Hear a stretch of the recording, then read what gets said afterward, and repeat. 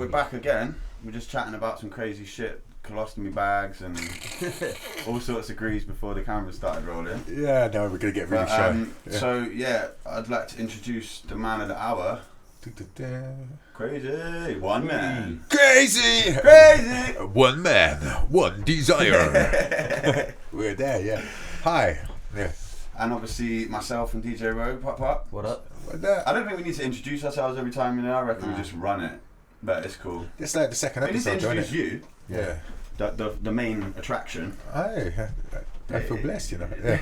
But no, I think they will get to know after a while, and maybe have that in the title that is you guys. But of course. They need to know who you are as well. Mm-hmm. You think like I'm gonna have like millions of fans watching this, possibly billions, and they won't all know who you are immediately. So this is true, man. We've got to try like wid off your widdeds, isn't it? That's how it works, isn't it? Eat off the plate. Crudely cut rule. The crudely cut. Oh fuck's sake. This is all gonna be kept, bro. Yeah, man. Yeah. So where did there's one thing I've never actually asked you. I've asked other people, but where did the name Krazy come from? Right. Okay. Who gave it to you? Who was it? Yourself? Basically, my friend who passed away. For the cameras, I don't know if you can see it, but pretend they're not there. Well, I don't matter actually. Yeah, put it on the table. This is how it is. This is how we do. Yeah. Right. Basically, that's JD. Hang on, let's get back to the mic. That was my friend JD. Basically, I named him JD, and he called me KD. We were in a rap group at school, and he was. What year was that? Like second year of senior school. So year 8. Year 8. Yeah. Yeah, we had to do like talent shows and stuff in the assemblies and silly things. Yeah. And I needed a name, and I was a nutter, and so it's KD for Krazy D. Yeah, and back in the day, and JD, and there was also another guy called Ranking T. Don't look at the cameras.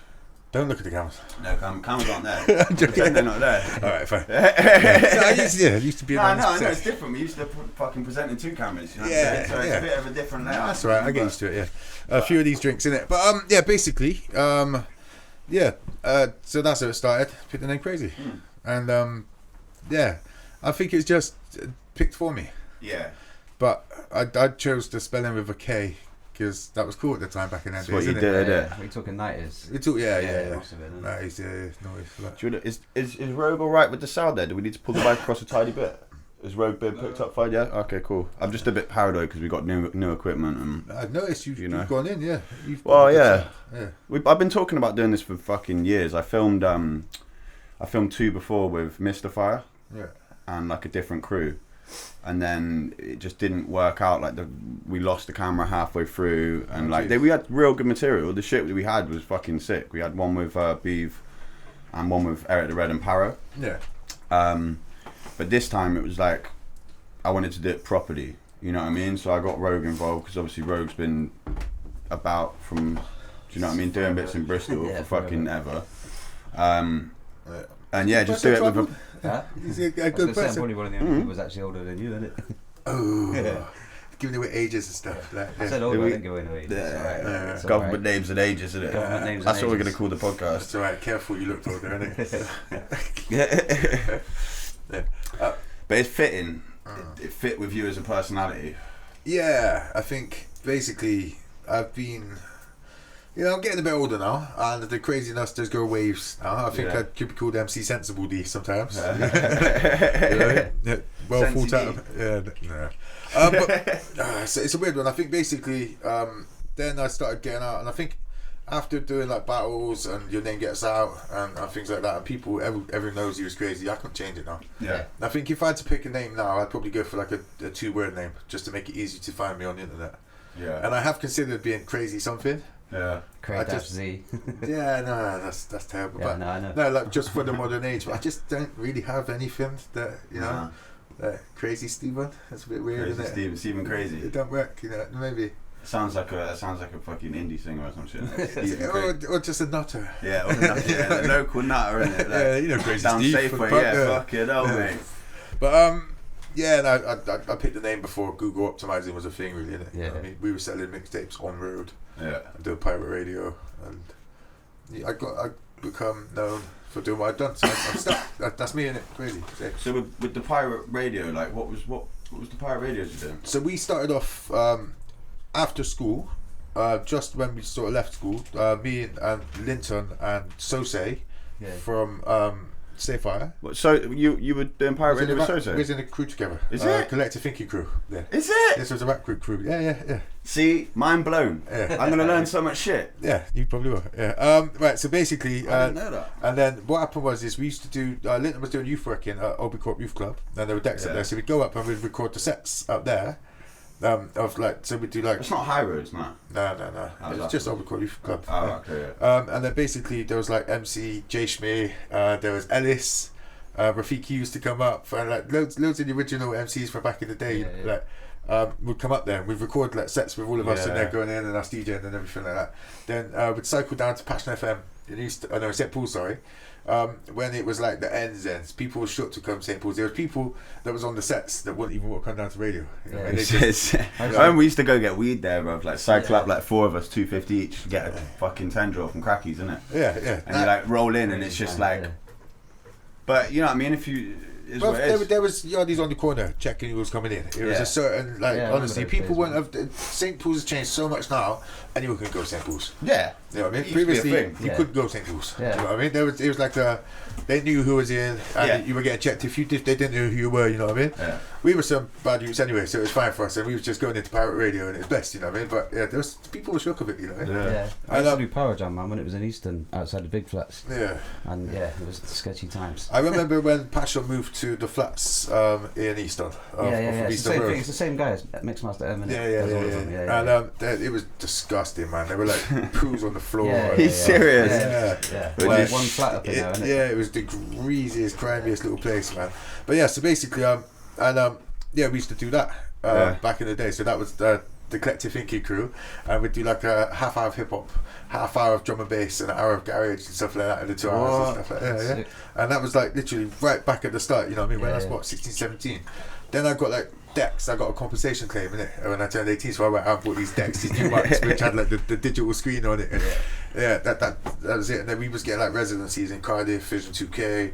Well, as the Collective, did it kind of start? Well, basically, we had Collective Thinking crew, and that was like based in Linton's room, and we had like a massive graffiti piece on the wall and stuff saying Collective Thinking crew and stuff. And we done a few things here and there. But as the garage took off. And I know it sounds really corny, but we call ourselves Remedy Crew. It's real, you know. This is the truth. And we were getting like shows all over the place. I was DJ for like So Solid Crew.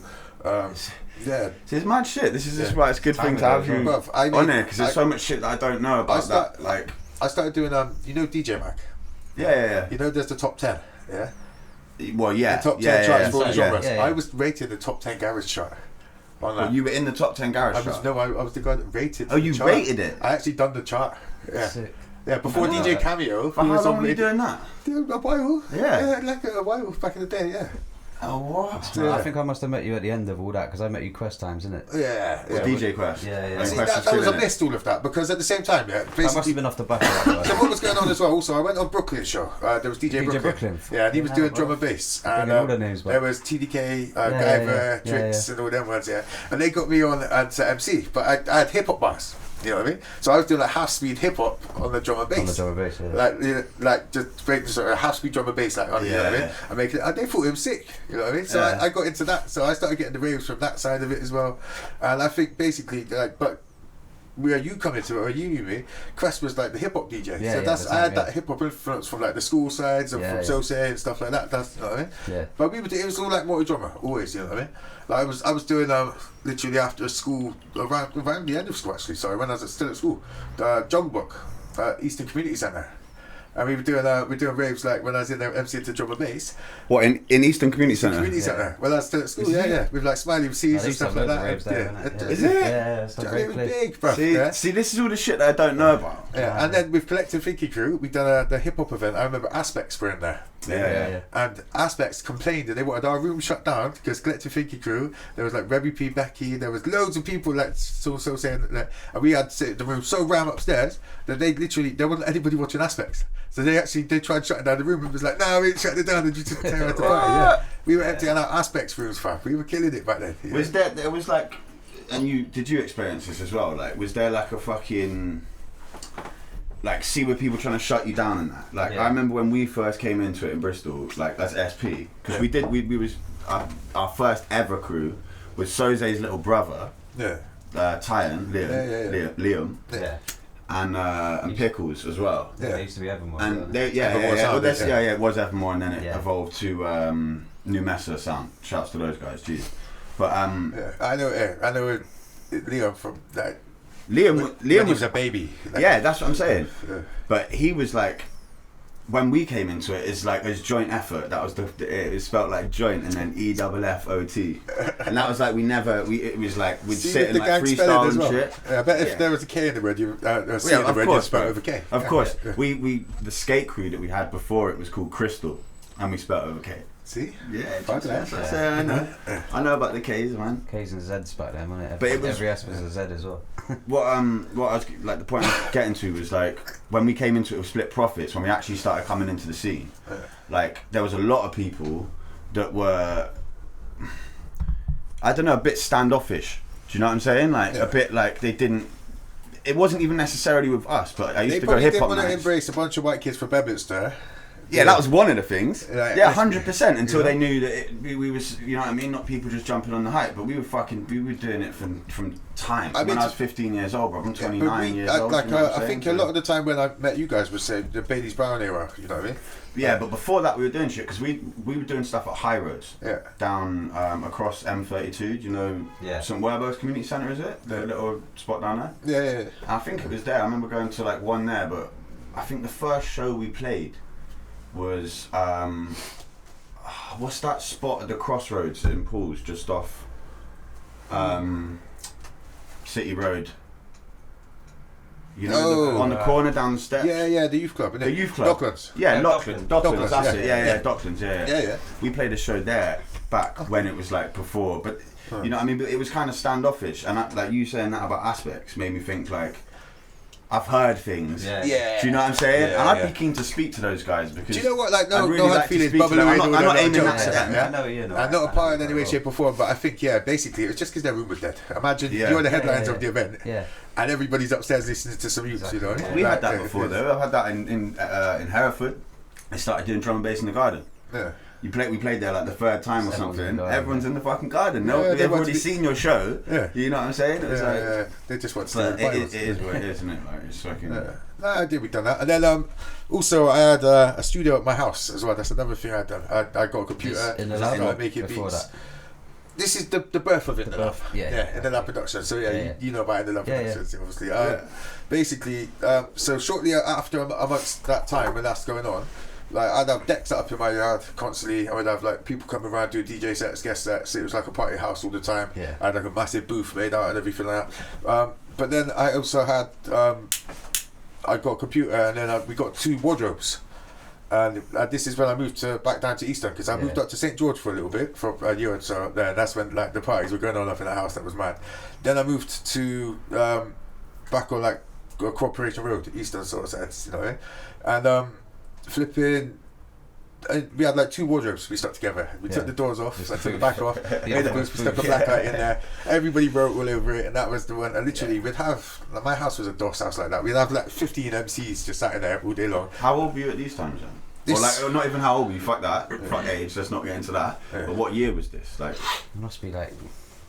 Because just so I can get a fucking 99, 2000. Yeah, 2000. That is about right. Yeah. 2000. Yeah, 99. So a lot of the garage stuff, all of that stuff was probably 96 and stuff like that sort of times. You know what I mean? And all of the clubs when I was real young. You know what I mean? That sort of age. You know what I mean? But then it progressed mainly to the hip hop. But I think hip hop was where my heart was a lot of the time. We was getting the bookings though for a lot of the clubs where it was garage raves and drum and bass. You know what I mean? So the bookings are, isn't it? No, that's where the parties are. That's where, you know what I mean, the faster tempo stuff. But then I was back in Easton with all the man there and everything like that. Like, because literally, when me and my brother moved out, that's what it was. We come out from my mum's in Easton and we went up to St George, literally, and we had a flat up in St George and didn't last very long because we was fighting like cat and dog, you know, proper going out all the time. And mad fights in there. But basically then I moved back and ended up being with like Greens, and his brother Bring Justin. the names back, bro. Yeah, them kind of people. Yeah, what the fuck? Yeah, I don't fuck with Greens no more. Yeah, I know. But, there's a lot of I don't people know. that I don't know know that history. I don't know what happened there. But Yeah, but basically, He so likes Drake too much, didn't he? he loved his Drake. You know what I mean? Yeah. Like, he's definitely a big Drake supporter. Fan. Yeah. But no, and quiche. They love their quiche. But no, on the real, the house in Easton, there where we had the 2-piece booth sort of thing like that, was where it really kicked off. You know what I mean? Then we started making mixtapes and stuff like that, and there were so many of us. There'd be like a queue of people. I'd be on the computer just making beats, and there'd be like 6 people getting on track. All right, I've got a bar for this. Oh no, track's done. You know what I mean? Like, next track, get on thing. We make like 6-7 tracks a day. Like literally just churning them out. I remember coming to your house actually like years ago when we was just starting out, and like I think me and Sam come up to your house, and like, I can't remember if it was like Ready. I think it might have been Ready. Yeah. I remember it, but I can't, and that was in like, where was that? That was on. I can't even remember where that was. It was like Seymour Road, Easton, wasn't it? Was it Easton? I think that rings. Yeah, I think you come to the Seymour Road one, possibly. Yeah. If I had better Time ago, bro. But yeah, like that one there, like we got stuff done. We done the Fuck You, the mixtapes, the Fuck You DVDs, Cosa Nostra. There was the Fire and something, and Hell on the Streets. We done literally about 7 CDs I put up. You know, it's proper from back then. Biting your shit, man. But this was long before he was fat. I know. He was portly at the when we were doing it, you know, he went, yeah. Did you do like Cold World and stuff like that there? Cold World, no, it was later. It was later. Yeah, so basically, yeah. So I mean, we like studios and stuff. We had the Rango Studios. I mean, I remember the first ever. Actually, even before I had the 2-piece booth. Actually, when I was doing it with Sose and Sose's house, he had a sofa. Up, turned sideways. The free slide. Imagine this, turned sideways with like a hole cut through it. You know what I mean? And we used to all rap through that. But so I come up on ghetto ass setups, you know. But then basically we dropped. All of that. The noodles thing come a bit later. Yeah. So basically, the noodles is a funny story. Yeah. That's after Fuck You TV, though, isn't it? Yeah. So should I just keep the timeline, or should I tell the noodles thing? Tell us the noodles thing. Noodles is quite funny. Yeah. So basically, noodles. I battle noodles, isn't it? Outside. What, before you knew him? Yeah. He's trying to teeth drinks off with the little teeth in us. And I caught him, and we had an argument, and for some reason it turned into a rap battle. Yeah. And, obviously. And there was bare people. It was like Beator, enough people around. Everyone's filming and shit like that. You know. What year was this? That was. Was this in this was 2005, 2006? Talking a bit, probably 2007 or something. But a bit later on this. Fucking hell, I'm getting in. Yeah. But basically, I destroyed the mass from pint glasses at him, like literally smashing pint glasses. Is that the attic bar in the outside in the full moon? Yeah. And I'm throwing fucking pint glasses at him, just going mad. And I literally shocked out, like literally. And after that, for about 2 years, he hollered at me, trying to get me to do tracks with him. You know what I mean?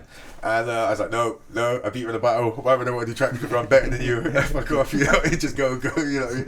And then literally just pestered me, and then fucking bless him. He come around and we done Cold World. That was the first track. The EP thing. But we done that track. Was called Cold World. You know what I mean? Didn't plan on doing the EP. It was going to be a song. Fuck off. You know what I mean? You got what you had done. We worked really well together. It's a really fucking good song. Like honestly, the Cold World one we done a video for. Memory to my mate Caleb and everything. But yeah, no, I think he had potential, man. Like same with skating and everything else. You know what I mean? It's sad when you lose because yeah, man, it's crazy what crack can do. You know? Let's be real about it. That's what it was, isn't it? You know what I mean? Him and Johnny Drills were fucked up on the crack.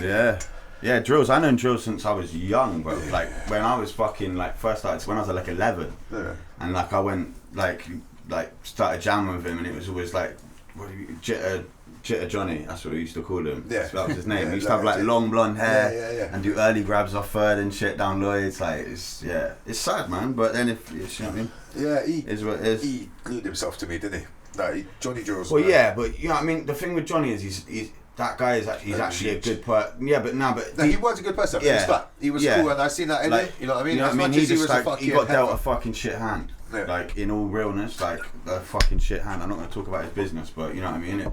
It's like a. Yeah. But then it's a lot of people get dealt a shit hand. Yeah.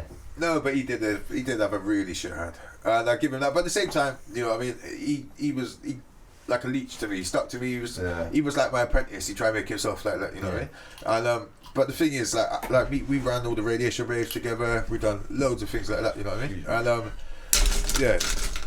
like after that, like me and him, like he was fucking up so much, you know what I mean? He owes me money, you know, he's like he can't come around these ways, he will, you know what I mean? Like,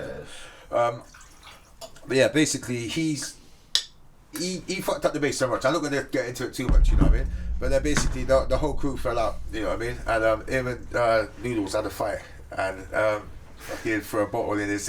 No, he come up with like a fucking magazine first and like hit him on the head with it. And then Noodles jacked the show money though, didn't he? Yeah. They played the show or some shit. Jacked his money here. Tried cutting him out of the deal and tried teething the bottle and some shit. It was some bookiness like that. I was fucking. That's when I was about the time. Do you know what I mean? Them times was when it was like about. Yeah. You know what I mean? And it was just always like every fucking weekend it was some shit like that. It was shenanigans. Noodles missus fucking broke my nose. Oh really?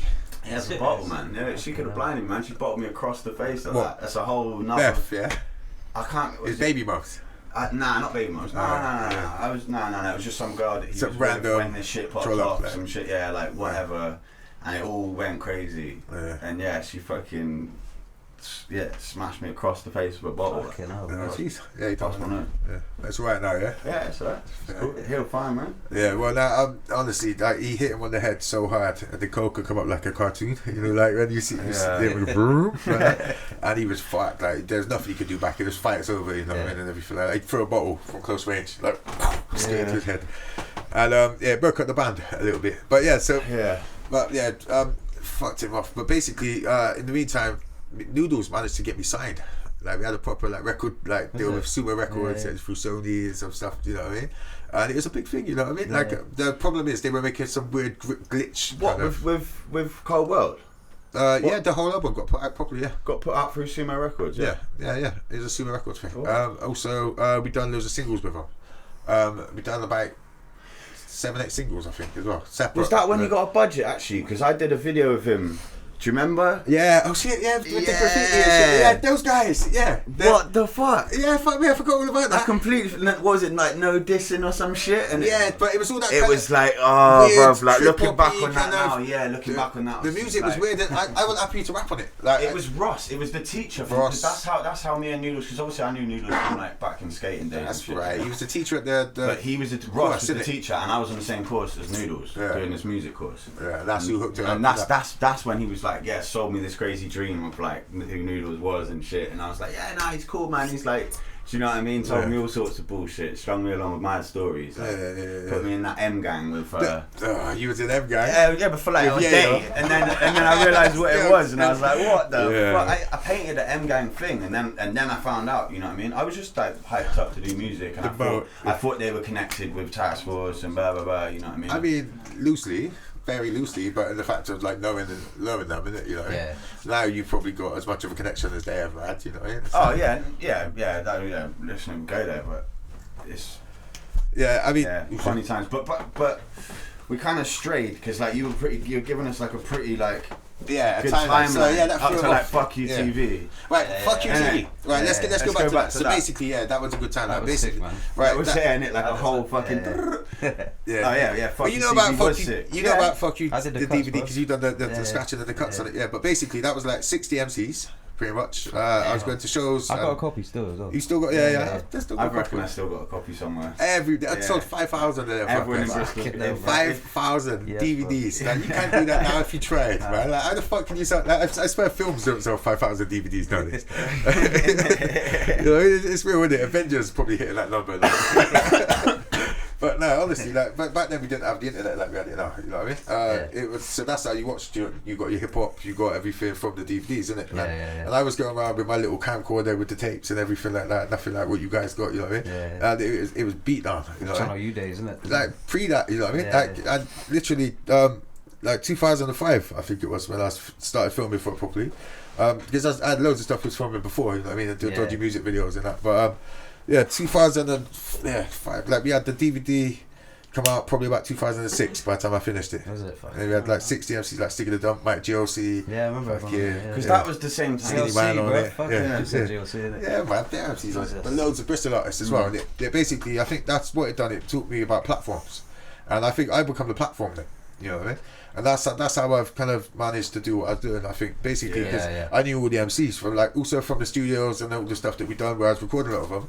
But I was then the outlet. People was writing bars and coming to me saying, "Look, can you put me out on this? Can you put me out on that?" You know what I mean? Yeah. And it started, and that's what taught me about the platform side of things and doing that. I think.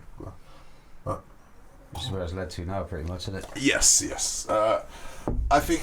Well, no, because then we had Crudely Cut, innit? Oh, yeah. Crudely Cut. See, we've done a lot of movements, innit? You know, there's a lot of individual ones. Now, Crudely Cut, Still got the t-shirt, still got the scars and the sweat. No, there was ups and downs and people that didn't like certain things, and there was voices against it and stuff. But basically, the general consensus for everyone who's like listening to the podcast, I guess, is basically we all was going around Bailey's Brown studio pretty much all the time, what we, you know what I mean? Yeah. There was a good 30 plus of us. I reckon the scene then was like probably the healthiest it's ever. Like now it's, but like I don't know. There was something natural, you know what I mean, when it was all popping off and it was in all a creative way. It was more healthy. Yeah, it was like everyone was jamming. Like it wasn't like some people were doing better than others, and some people were. Yeah, it was like everyone was. That's when we were at most social, innit? You know? Yeah, exactly. Do you know what I mean? And now everyone's a bit more like the scene's real strong now. But that was when people are growing up and that, or they're stars now, so they don't feel to go to all these events. And with the Crudely Cut though, like I was never against it. I was just against a certain person running. Well, just a certain the way he commandeered it. Yeah, where it was like, let's put all our money together.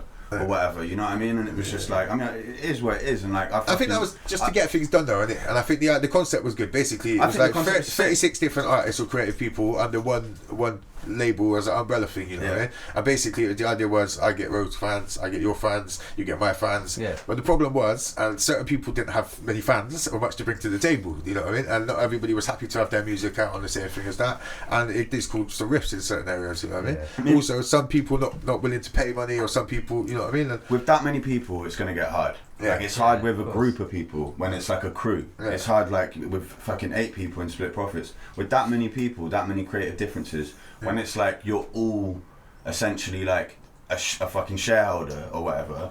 If there was like one person or 2 people that were like running this shit, they manage it, then it could work. But if you've got, and especially with like say 32 artists, with a record label, if it's most record labels, do you know what I mean? Especially independents don't have 32 artists.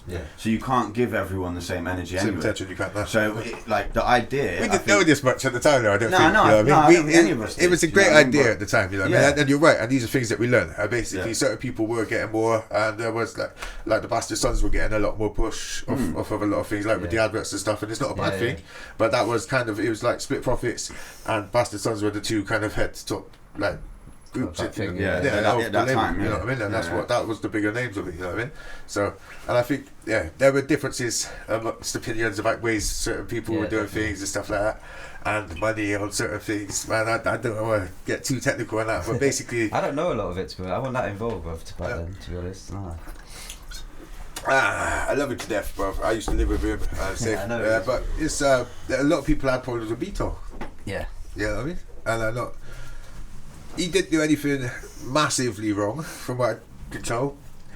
But I think just the way he ran it, and kind of took over at the front, and everybody didn't agree with the way he was doing things. Yeah. I think that was kind of a lot of it. You know? Yeah, that's kind of what I thought about. But I think if it was done on like based on experience, and he started making moves based on like experience of like doing that, then people might have had a bit more faith. But it was just like, and I don't want to like put him on blast, because he's you know what I mean, he's a good He didn't really do what he said he was going to do though, did he? And I think that's what happened. Like, I don't know, I kind of separated myself from it quite, like as soon as that whole idea of I think you weren't there at the meeting though, were you? No, I missed the meeting. So you missed the first meeting, which was a lot of so the maybe I can't that, even fucking talk on the matter, you know what I mean? Yeah, but at the same time you were then added into it via proxy, weren't you? You know what I mean? So you were then a part of something you weren't there at the meeting for. Well, so we were talking about that shit, setting it up, do you know what I mean? Like it was something that we were talking about before it even became a thing.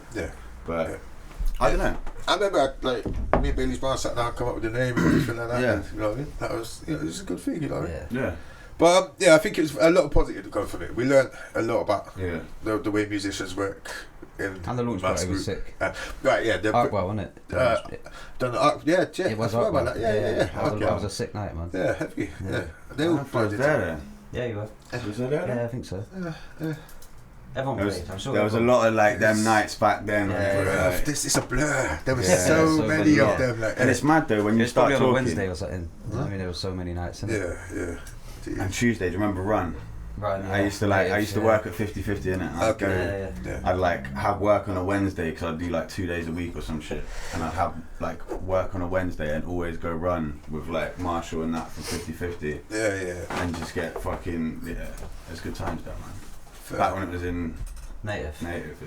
Yeah, we used to like go in there all the time. People climbing over the walls and shit to get in there. Stupid in the morning. That was a session. With dojos as well, climbing over. Yeah. Sid Lawrence, bro, that dude. I got like he's like Yeah, man, I partied way too hard in the days, bro. Like literally, some mad nights, man. We all did, isn't it, man? But yeah, basically, the thing I'd like to say though is I think Crudely Cut was massively a positive thing. Yeah. You know what I mean? Yeah. And after that, basically, there was lots of us. There was a massive community. You know what I mean? Yeah, definitely. And I think one thing and this is how Wordlife will kind of come about, sort of thing. When like that kind of come to an end. And then flip it, well, it's like dying out a bit, you know what I mean? And then Rhyme Reason kind of fucked up Luke, and big up Luke and everything for Rhyme Reason, but I think they fucked up like 3 events in a row, sort of thing, and they ate all the money, you know what I mean? Yeah, it's a shame, man, because they would have. They were like, sick, man. Their nights were. Oh, mate, it was long standing. They helped us as Split Profits build our. Yeah, a lot. Yeah, huge. 100%. Without Rhyme and Reason. Because you was getting all the spots. Yeah, like it was like without Rhyme and Reason, like hats off to them, man. And that's your muckers, isn't it? You know what I mean? So it makes sense to put your muckers on to them. Yeah, that is a lot of the boost. But when that all stopped, there was fuck all in Bristol.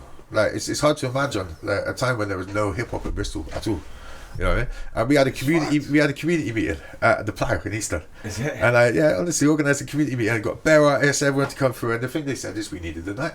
You know what I mean? And Toby, who ran the Snug Bar, I was helping him build the Snug Bar at the time, so it just made sense that I put on a monthly night there. Yeah. And that was how we could revitalise the scene, you know what I mean, in the community way sort of thing. So then me and Bailey's band sat down again, come up with a name again, and voila, Wordlife was born.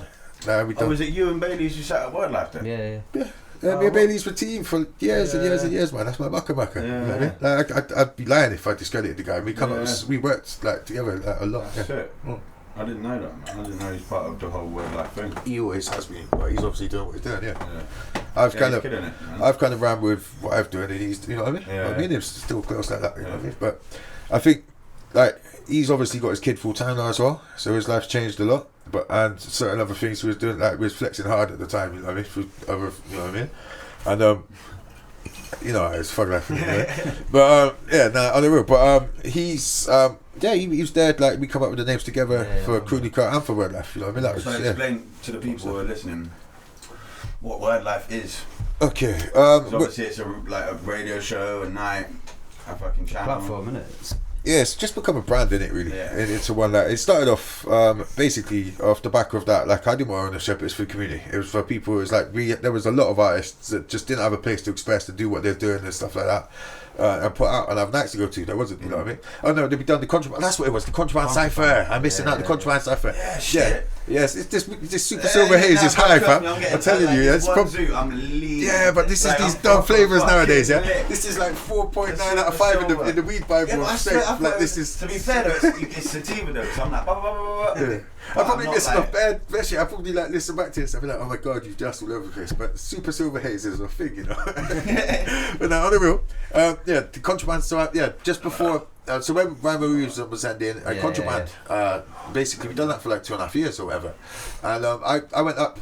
Steve Gum, DJ Gum, asked me to go up and be a host. He had like a few hosts on. He just guessed it. And basically, like he had a few other people up hosting it and stuff like that. But nobody really bought MCs. They just turned up on their own and done hosting. You know what I mean? I turned up with like fucking 50 people. You know what I mean? It's like there was a bag of MCs just ready to go in. You know what I mean? And like literally every week it just built up. You know what I mean? Now every month I done the last Wednesday of the month or something like that. You know what I mean? And as he put me on as a permanent host from that event, he was like, look, if you could bring that and you could do that every time. So it was cool, you know. We had a little right up in the thing at the Golden Line, and so basically, then I was known for putting on the nights, and for artists wanted to come. That was an outlet to come and do freestyles and to rap and everything. So that's why it led for me to organise the community meeting. That makes more sense, you know. So basically, because once they pulled the funding for the Golden Line, it stopped the contraband. You know what I mean? So there was nothing. You know what I mean? After Rhyme and Reese's done, that was done. There were literally there was nothing, you know. Yeah, there was Sip the Juice was the only thing that was popular. Sip the Juice, shout out to Sip the Juice as well, because that was like love to Sip the Juice. Always like a consistent, like not like a super regular thing. Yeah. But like always putting on. No, they done the big things. They were like before Sip the Juice. It was Third Rail, wasn't it? Same guy, yeah. Oh right, okay. So he brought over Master Ace and fuck it, Cool Kids the first time. Yeah, that's all. I remember like Hip Hop Lounge. Yeah. Do you remember like Hip Hop Lounge and all that Lounge, stuff? Yeah, that was a few Hip of Hop us. Lounge. Yeah, I still got the T-shirt of that. Actually. What was the one? Was that the one that was held at Dojos quite a few times? I remember. No, that was Red Rooms. It was a Red Room, which was. I seen Skinny Man. What was it called before? Eshed. Eshed, that's right. Eshed, yeah. But we changed the Red Room. And then there was Big Reggae L done his night. Yeah, as well. When Chris Bear bit off the guys. The last time I went to Red Room, went a bit off with it. Yeah. I fucking. That was a mad night. Yeah. I was on the mic, innit? Oh, somebody's had that ear bitten off. Fuck it. They found the ear at the end of the night, innit? Yeah, just down by the bar, innit? Chilling. Just at the bar. Nice. Yeah, they tried to take it to the hospital, but it was too late. Fuck. Was it dead? Yeah. Well, yeah, it's probably been trodden and kicked around and all stuff. I shouldn't have kids, it's fucking it, but like when you look back, it is kind of. It was an off-key night, definitely. Yeah. I remember being in there, like I went to see Skinny Man, like when I was about like 15 or some shit. Yeah. And like I remember like Bugsy was, I don't know, must have been older than 15 actually. And Bugsy and that was supporting, and like bare man just rushed the stage, and like I was like fanboying out at this time with Skinny in the corner like that, and he just turned to me and was like, that obviously the tune Bar Fight, innit? That had come out like a year before or some shit, and he was like, check it, there's going to be a bar fight. Next thing you know, a chair just like across the room, and it all just erupted. I was just like, I miss those days, bro. I really do. They were great days. Yeah. It's funny, man. Old Bristol. I was good at those days, though, bro. Like, I was a ninja back then, man. Yeah. I'm still ninja now, but like, but like, talk about ninja shit, before I fucking forget. Yeah. What's going on in it? Let's go in it. What have I done? You're a don at nunchucks, innit? First. Oh, I'm sick of nunchucks. Yeah. Like Bruce Lee. Is it a myth about the move that you got? Is it? Oh no. Basically, you told me that. Like, no. This is true. It was like it's not like the most official thing in the world, but there was a book on South. You know, in Old Market, they had the martial arts shop, innit? Yeah. The Scorpion Centre, had which was on just off of Easter Road, which is where I'd done all of my training, my jiu-jitsu and everything like that. There's a guy, Tim, who took me along. He was my weed dealer at the time, and I was just sick with all the weapons and martial arts stuff and everything. He took me along and I started doing weapons training and teaching people how to do the weapons and everything like that. They put together a book and a manual, and basically there was a move that I wish I'd have my nunchucks now, but it's where I throw it up behind the back, spin around and catch it in a different way, you know what I mean? And that got documented as my move, and that's the first credited thing. I've got an actual move that's out that I invented. I love that. That's mental. Yeah, I have. It's on selling shop, so it was official. You know? Yeah. It went like fucking in China, you know. So I don't know if that makes it proper ninja, but yeah, like in Old Market, That's joke, man. But yeah, that's the truth. But yeah, now I've done martial arts and stuff. Like my dad was Navy he was a boxer in the Navy, so I never grew up like in football and stuff like that. I was always into fighting and training and stuff like that. Yeah. And we done boxing for years and years, and when we grew up, and I remember my first fight against Tassadak. We got Tassadak, just watched Rocky. Thought I was a proper boxer, you know, like come in, beat him up in the thing, like proper boxing style. This thing is brilliant. And then fully got into that side of it. So never like supported football teams and stuff, but always on the fighters. Combat sports. So yeah, I'm pretty ninja. Yeah. I've still got nunchucks in my kitchen, in my bedroom. You got a few pairs? Bro, I don't rap, bro. My house is like a fucking cove of like weapons.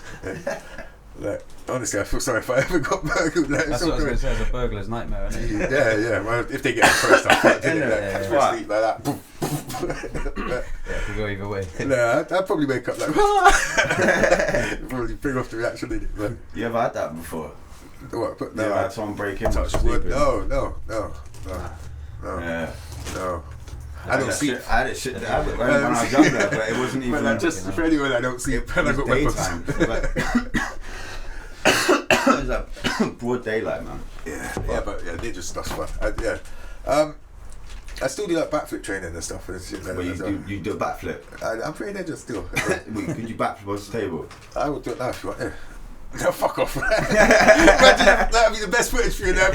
Drop and die. Like, yeah, come on. Break my neck or something. Yeah, what I do though is we go to the swimming pool, like all the time when I go to the gym. And I always do like 15, 20 backflips every day when I go there.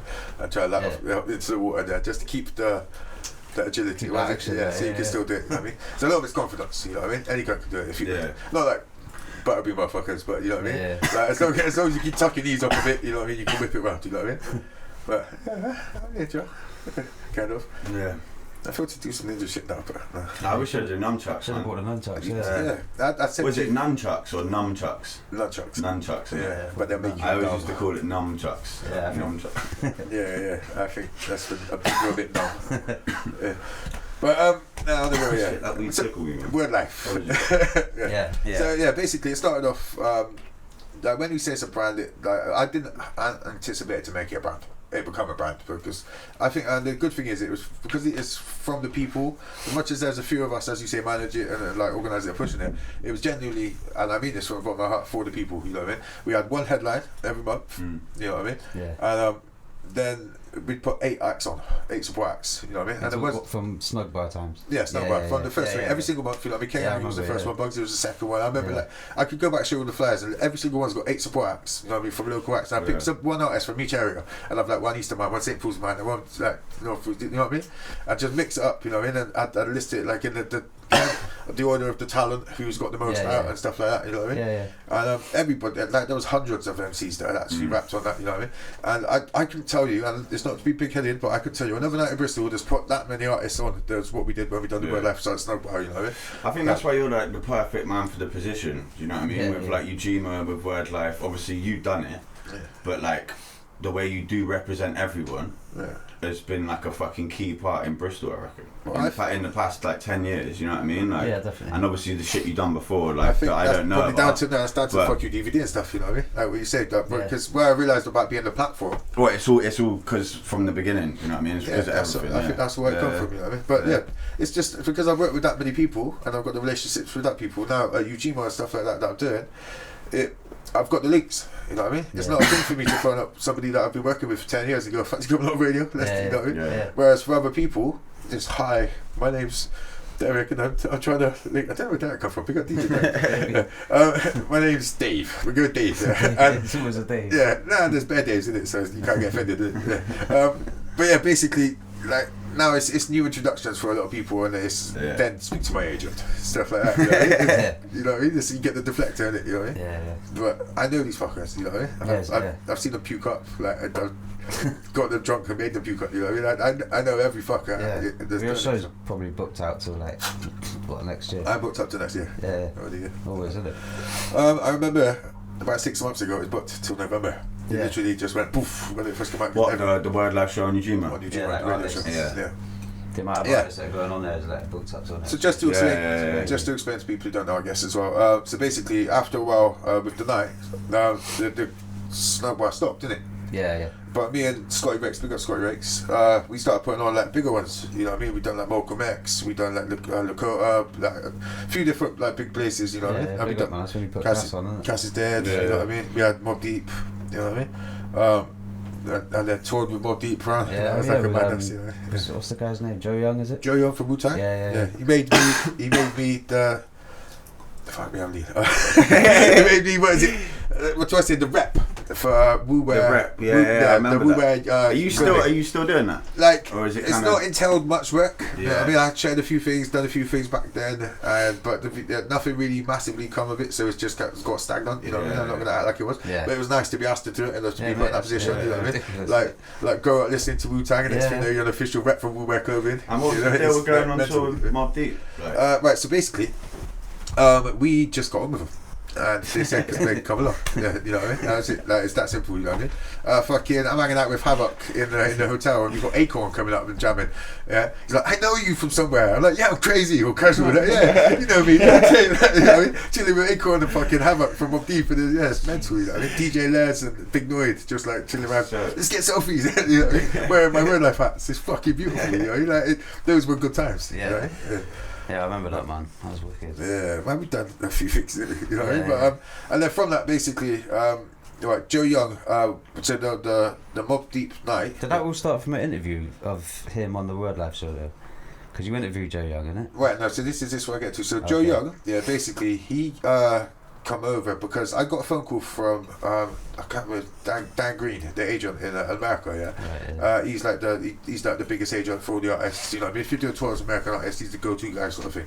Phoned me up from NFL Stadium, yeah, and he's like, yeah. So I got this Wu-Tang artist that wants to go. NFL Stadium, man. It's like, you know, it's a bit loud. Listen, you know. So I'm like, yeah, the kind of guy. But he's like, yeah. So I've got this Wu-Tang artist that wants to come perform on your night. I'm like, yeah. I'm like, how much is that going to cost me though? You know, what is it? What's the day hit you up? Offering him to me, basically knowing that we've booked Mobb Deep, so we've already got Havoc and everything like that. Yeah. So basically, like the club's already set up, we've got the venue, and he knows it's going to pop off. You know what I mean? He's the agent I'm dealing with, so he's then phoned me up saying, so I've got this other artist that wants to come and jump on the thing. You know what I mean? Yeah. I think he was coming to UK at the same time.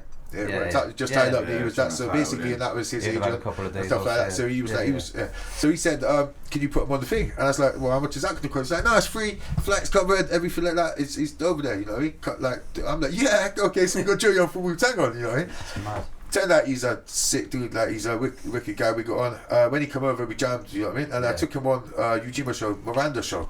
Who is the manager of Ujima Radio? What, before you were on Ujima? Yeah. Long before, you know what I mean? I was just set to go on the show, you know what I mean? And I happened to be with a guy from Wu-Tang that day, just because that's how life is, you know what I mean? And I was like, yeah, I just brought my mate from Wu-Tang kind of along, you know? She's like, what? You know? But that's what I was, you know what I mean? I was constantly doing something with hip-hop all the time, so that's how it was, you know? And basically, she loved that, you know what I mean? And then I think, so then basically we all got on well, and that me and Scott and everything went over. We ended up driving to Germany, to Berlin and everything with Mobb Deep and that, and going around the tour and but it was a great experience.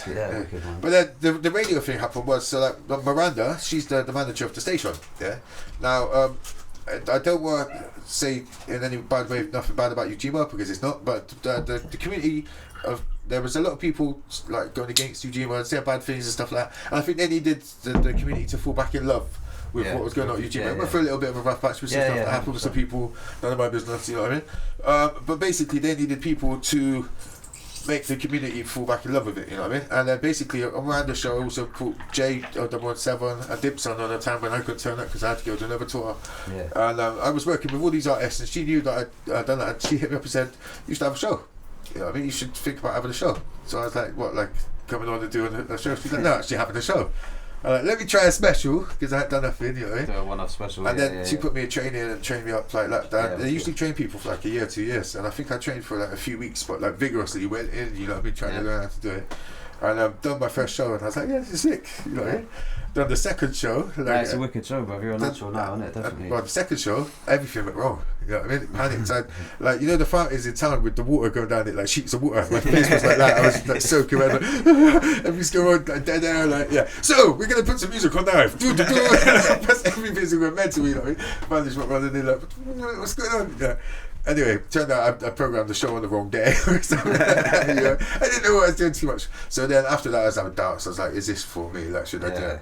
And that week, I had just serious questions in my head. Do I want to be with? You know what I mean? I thought, no, I'm going to have. I'm going to learn everything. I'm going to make sure this never happens again. And I just literally hit that system hard, learned everything. And now, like, it's I've got a formula. Like back then, I didn't have a formula, so I just play music and introducing tracks. You know what I mean? Now we've got like a guest comes in every week.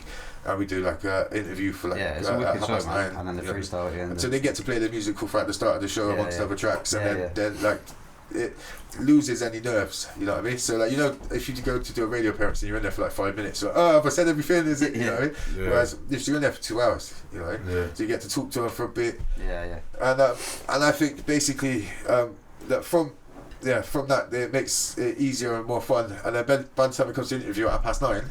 They all loosened up, and you could like, hey, any questions, you know, and then they'll make the 2 live bars at the end, you know. Yeah. But then now I've realised that I've got a structure for it, you know. But yeah, Wordlife's now turned into, so now it's a night, a radio show, clothing, you know what I mean? It's just a general platform, you know. Maybe done word on the streets, where we done like the YouTube videos, where it's like filming like just a day where people to turn up and we film them. Yeah, I remember that's one of those. What's this? I ain't seen this You yet. like to see Word on the streets? No. It's like, Nah. you know, Charlie stuff like fire on the streets. But yeah, loads of artists. Yeah, but you did hell in the streets Hell in before the that. streets, yeah, man. I can show you the Come, mixtapes. It's got like fire in the background and loads of us cut out badly on the pictures and all looking at Mate, it. those mixtape covers, man. Like New York was still doing that till like last year. They're probably still doing it now, man. Bro, they're ghetto ass, but yeah, we were the kings of that. We didn't have good Photoshop, did we? It was just like cut you out, and slightly better than paint. You know what I mean? We thought it was bad for yeah. But yeah, what are we chatting about now?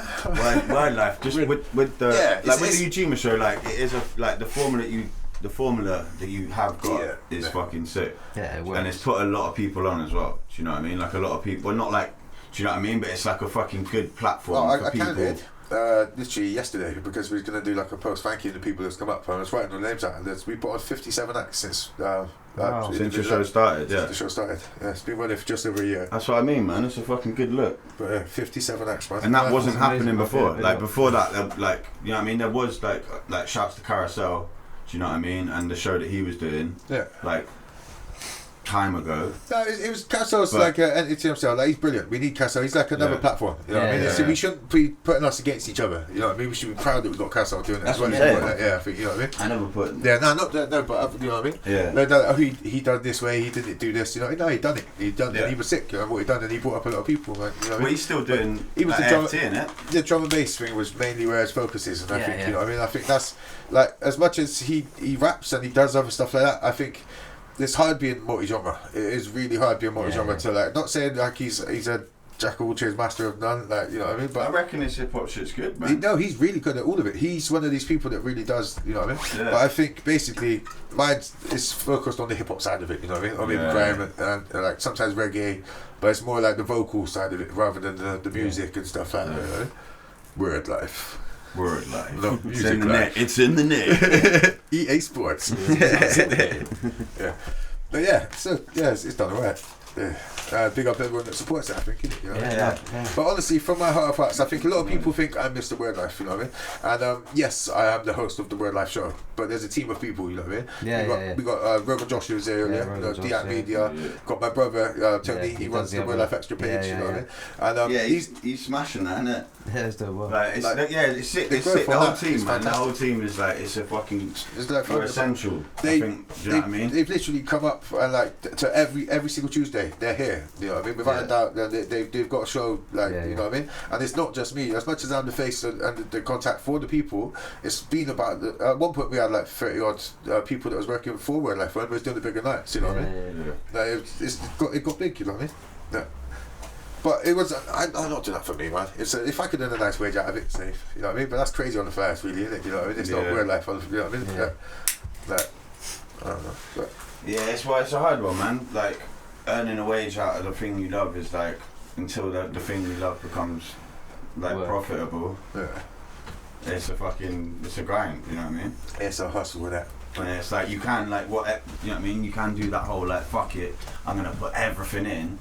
But if it's not the right time, like you're putting everything in and you're putting all your fucking eggs in one basket, and if it's not the right time in the scene or whatever, like it's not going to work for you. Do you know what I mean? It depends how happy you're living, like how you comfortable you want to be. Yeah, I want to be rich. I want to have lots of money, and I want, you know what I mean. That's what I'm saying. It would be nice, you know. I'm not content with just doing what I did when I was 18 and just, you know, like so. So you got to fucking like it's about doing it independently though, man, because like.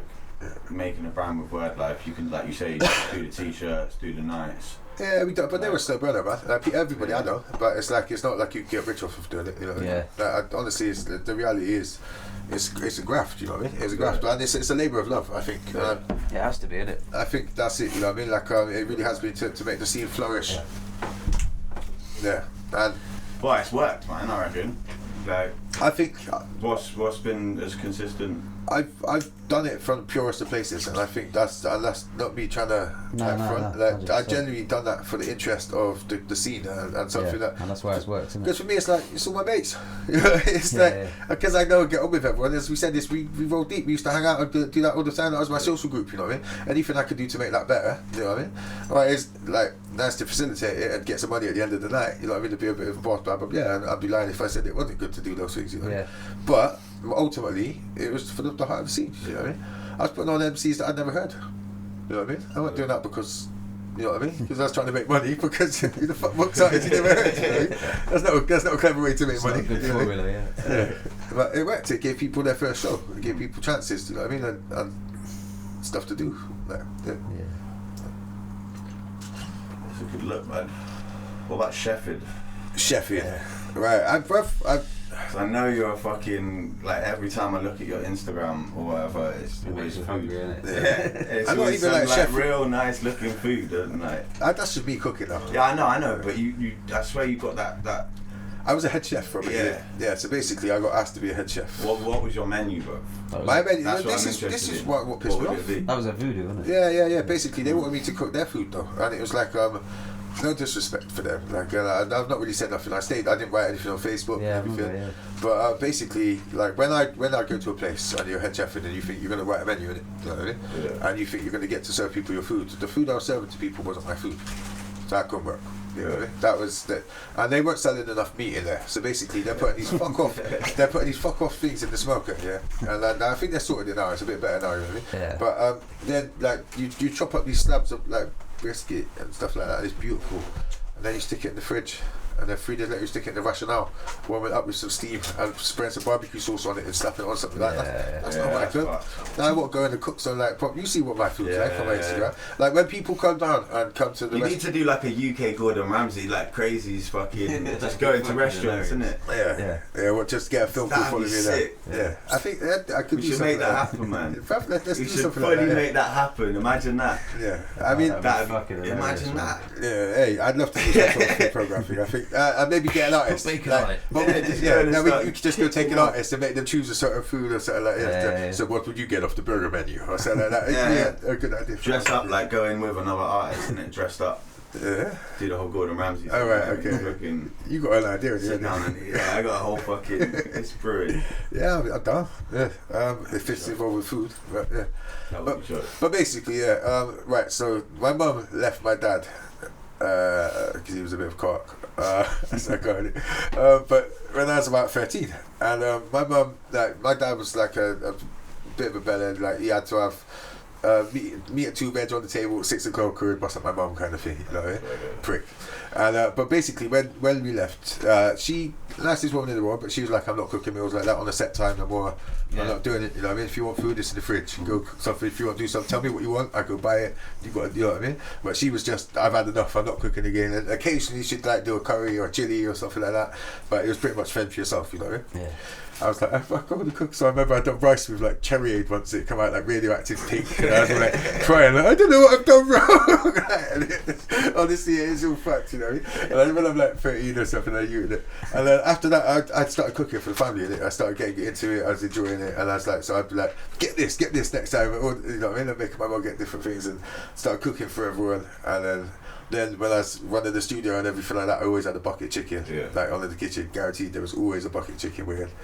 And there's a funny story actually. I nearly chucked, you know, G-Dash from Jump Off TV. I know what. G-Dash. Don't Flop as well. And he done Don't Flop. Yeah. Judges on Don't Flop. Yeah, he's funny as fuck. Well, he come up to the studio once, and he challenged everybody to like a battle, like because he thought he was the tits guy at the time. He was like the jump off main guy sort of thing for them, and he challenged all of them and pretty much beat all of them to a battle. But I wasn't there, like because that's how the studio was. Like it's my room and my yard and everything. But there'd be like 10 people in there just when I'm out and doing stuff. You know what I mean? Come back and they're like, hey, we've got enough for 3 songs done. You know what I mean? And like, yeah, he's gonna he's like battle them, and they're like, no, but you got battle Krazy. You got battle Krazy. No, Krazy's doing it. You know what I mean?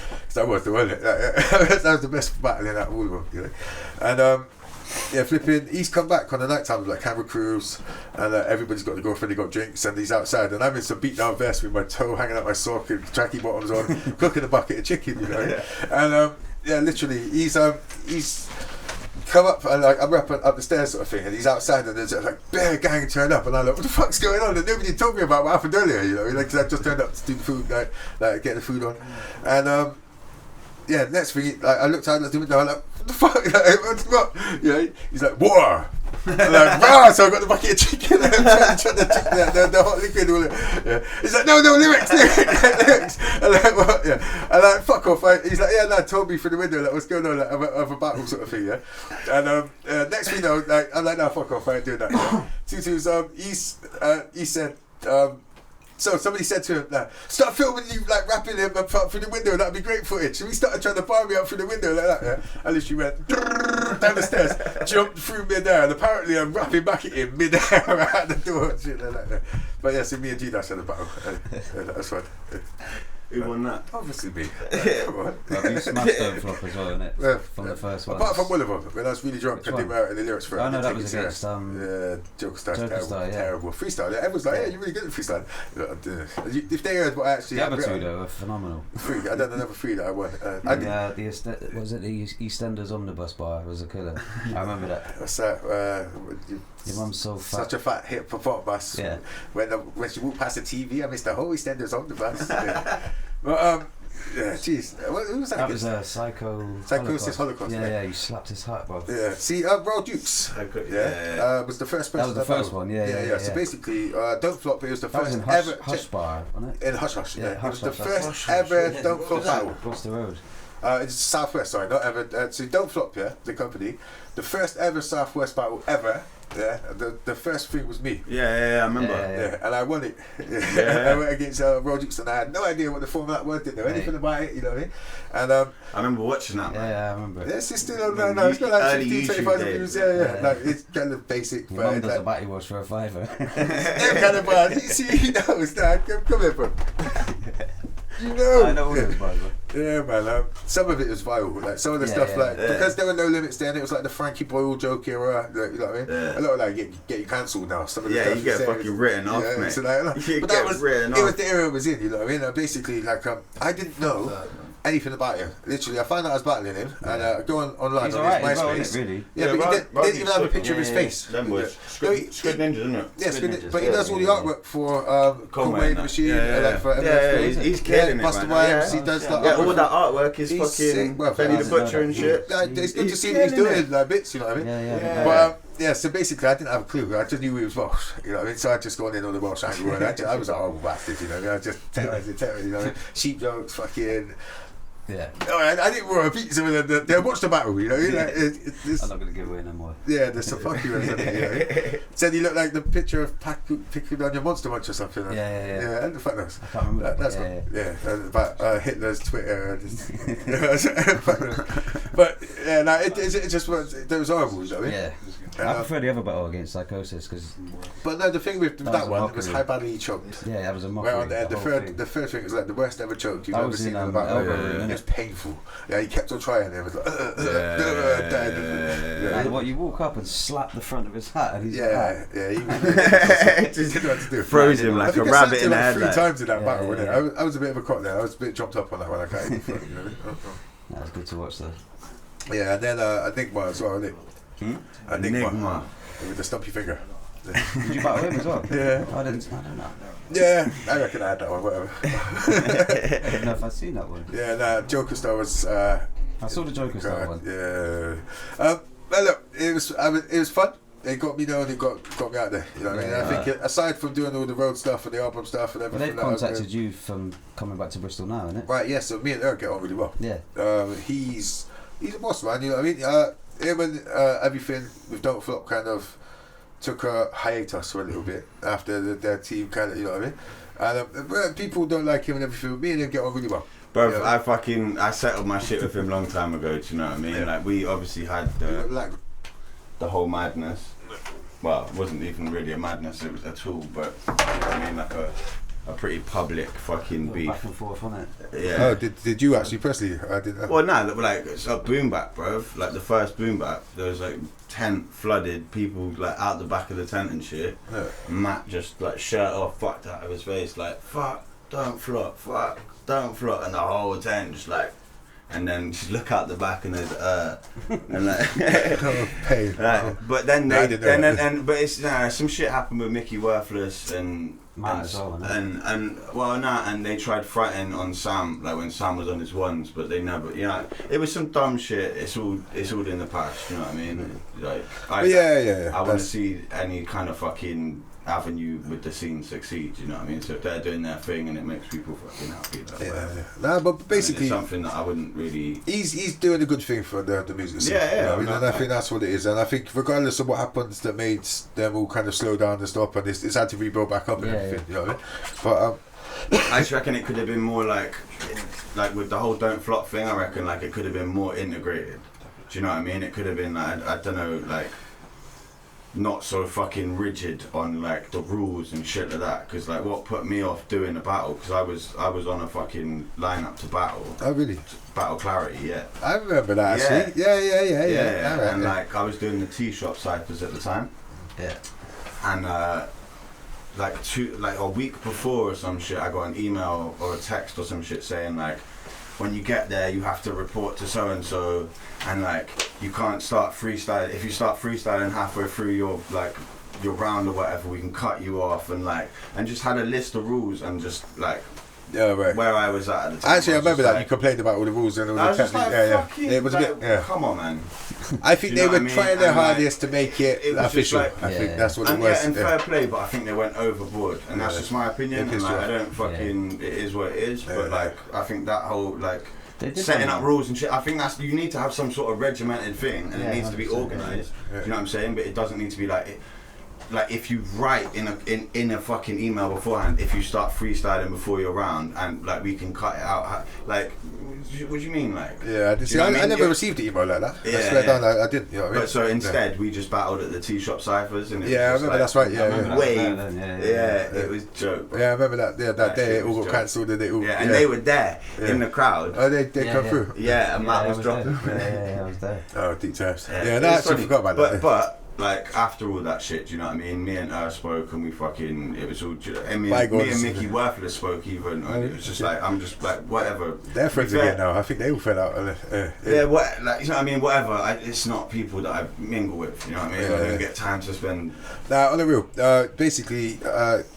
He was doing Ballmasters. He had a stage at that, you know what I mean? We did. Yeah, and it got cancelled, didn't it?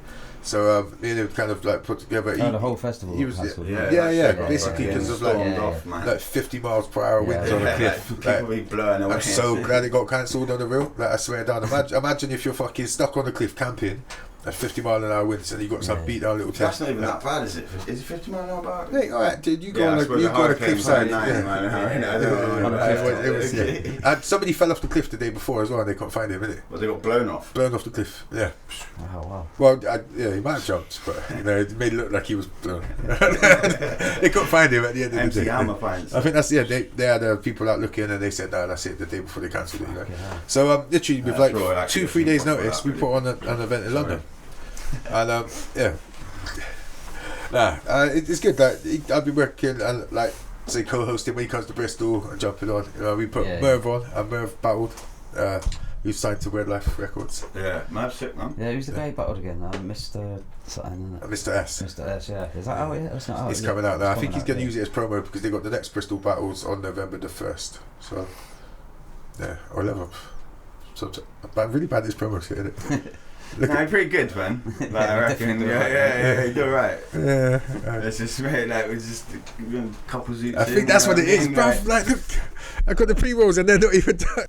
Excuse me to actually no, because it's going to be seamless. Alright. It's going to be seamless. You won't even know this happened, but it happened. Yeah. We all took a piss and got more drink. Yeah. No, it wasn't. So it'd be weird. And changed the fucking batteries on the cameras. Yeah, that's the main reason. But we were talking about all sorts of shit, man. Yeah, right, so Wordlife. That was good. Get back to the Wordlife. Yeah. Nah, come on, we're chatting about some funny stuff. I reckon we should fucking go back to the cooking program, bro. Yeah, we need to do that. I reckon what are you boys saying? Yeah? Yeah, that's 100%. Get the angle mics. So 100%. That's right. That's what he said. Boom. Yeah. But yeah, if you guys are down, I reckon that could work. Let's do it. Yeah, come on. I reckon that actually could work. Chef. Yeah. Person eats food. Camera people. We got I'll be like you're the chef on the side. Like. Between the three of us chatting about the food and eating food, I'm sure we'll be fine. And the guy on the side is cooking a little something. Yeah, you can present a bit whilst we eat. Present whilst you eat. Yeah. I on, we're can eat. actually, anyway. You two can cook and I can eat the food. Downstairs, I think that's what we got to do as well. What, a cooking show here? Here, yeah. So 84. I come around and cook here. 84, yeah, we do one here. I do like a guest. I come around and do some chicken or something like that. Yeah. Let's start off. The pot of chicken. The pot of chicken from the studio, bro. The same recipe. Oh, that's the same one that you had before. You remember it?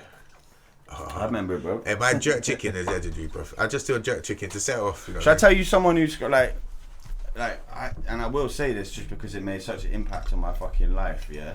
Is Mikey, Mr. Fire's brother, Mikey. Yeah. One of the co-owners of Pirate Studios. Yeah. His jerk chicken. Yeah. Is like nothing else, man. Oh, I beat a chicken, easy. Nah, I'm You think his jokes like the fire talk? Bring him in now. Shit, I should call him up. Yeah. I will kill the chicken with my hands. Look at him in the eyes like that. Yeah, honestly. Yeah. My chicken's better than his chicken. I haven't even seen his chicken. So what? You be up for like a cook-off? Like, that's another thing we could do because I'd take out all of them. Yeah. We could do. I reckon we need to do some sort of like cooking program though. Yeah, like, or even like an offshoot of this shit where like you're the guy. Right. Next time you're doing someone else, doing a thing with someone else. I come around. I'm coming in. Yeah, I come around as well, and I cook up a food, and we'll do 2 episodes of the same thing. You know what I mean? And like that's a good shout. Yeah, so you get some cutaways and stuff when I'm doing some stuff like that. Do 2 shows. And then you can have everybody eating the food and stuff like that, so it makes sense. And that way you ain't got to come around in 2 days and it ties up. See. I like that. It's smart enough. I'm with it. That is I'm with it. Yeah. So next time we get and everybody gets the food. You know what I mean? That's a fucking sick idea, man. You know what I mean? Yeah. And I ain't gonna be on the camera doing that. I'll be on the camera doing the cooking part, innit? So yeah. That's a heavy idea, don't you think? Next time you're doing that? 100%, yeah. Crazy's coming like, and I'm the chef guy. I'm here. No, but you so be but it's right. It's right. I reckon that'd be a fucking good look, man. I think it makes a lot of sense. Now, people have been saying to me I should have a cookery program for fucking ages as well.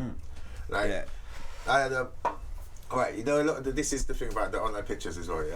What do you mean? I do a lot of online pictures of my food, innit? Because if you look at the online pictures. Yeah. Not my online pictures. Just fans and stuff like that. That's weird, the people who do that, my food pictures, because a lot of people get annoyed by food pictures and stuff like that. Like, I don't want to see what you eat, but my food's good, you know. I mean, people want to see. It looks good though. Yeah. Tell me, wait until I cook it here. You see, it actually tastes amazing. Yeah. But I need to cook you a roast first, though, man. Just to let. Well, I mean, all right. When you do the next one, you're doing it on Friday, ain't you? Next Friday. You got a weekend before then. Yeah, Sunday. You know what I mean? Don't have to be around eating food every day, but Sunday I could eat a roast on Sunday. Yeah, all right. They're like, why wait? For the world, man. But now, I think cookery show coming soon, innit? Let's get it popping, man. If you guys honestly are up for filming and doing that, like, it could be great content. I think that would be good stuff. But, yeah, I'm about to engulf in. That's it. I just had a little bit of like. It's crazy, bro. This a couple of drawers on. Yeah, it's fucked, man. You do some food after this time still. Yeah. Hey, and maybe even. Oh yeah. I feel like ordering some food. Podcast of just silence. I reckon that's a fetish somewhere, bro. I reckon somewhere someone's getting up on that shit, like just watching 4 people or 3 people. Do you know what I mean? It's really high. 2 people just higher sat there. The competition quite. That's beating the quietest for the longest. Like. I'm quiet. Girls say people into it. What, like miming? Yeah. Just trying to make people make a noise. Yeah. And if you make a noise, you lose. Should we be the first ones to do it? Let's not do that. Yeah. This is the point in the podcast. Everyone's like, beep. Yeah. We're just gonna do 2 minutes. I think we're too high. Like this is the drinks champs of Bristol, and we haven't even got through one bottle yet. That's because it's not even the fucking gin. Gin usually lifts me up. That's some birthday gin. Yeah, the fucking weed is taking me the fuck out. Yeah, right. We're great at the moment. Yeah. My neighbours are hearing this shit. They're probably higher too now. Like the grades nowadays, everyone's got just too strong. You know what I mean? And I'm not complaining. I think it's amazing. But it's like the flavours and everything. You just need THC to know. content 17,000%. It's like doing the dab when you smoke a zoot nowadays. It was like, you know? And then everyone's like, try this one, and you've like, gelato, ice cream, flipping wedding cake. It's like, but people need to stop importing that shit, man. Stop supporting the US market, man. You know what I mean? Start supporting the UK market. You said smoke just cheese on here. No. You got fucking girls got cookie and all that. I get this mine from my mate Dave, and he's English. Yeah.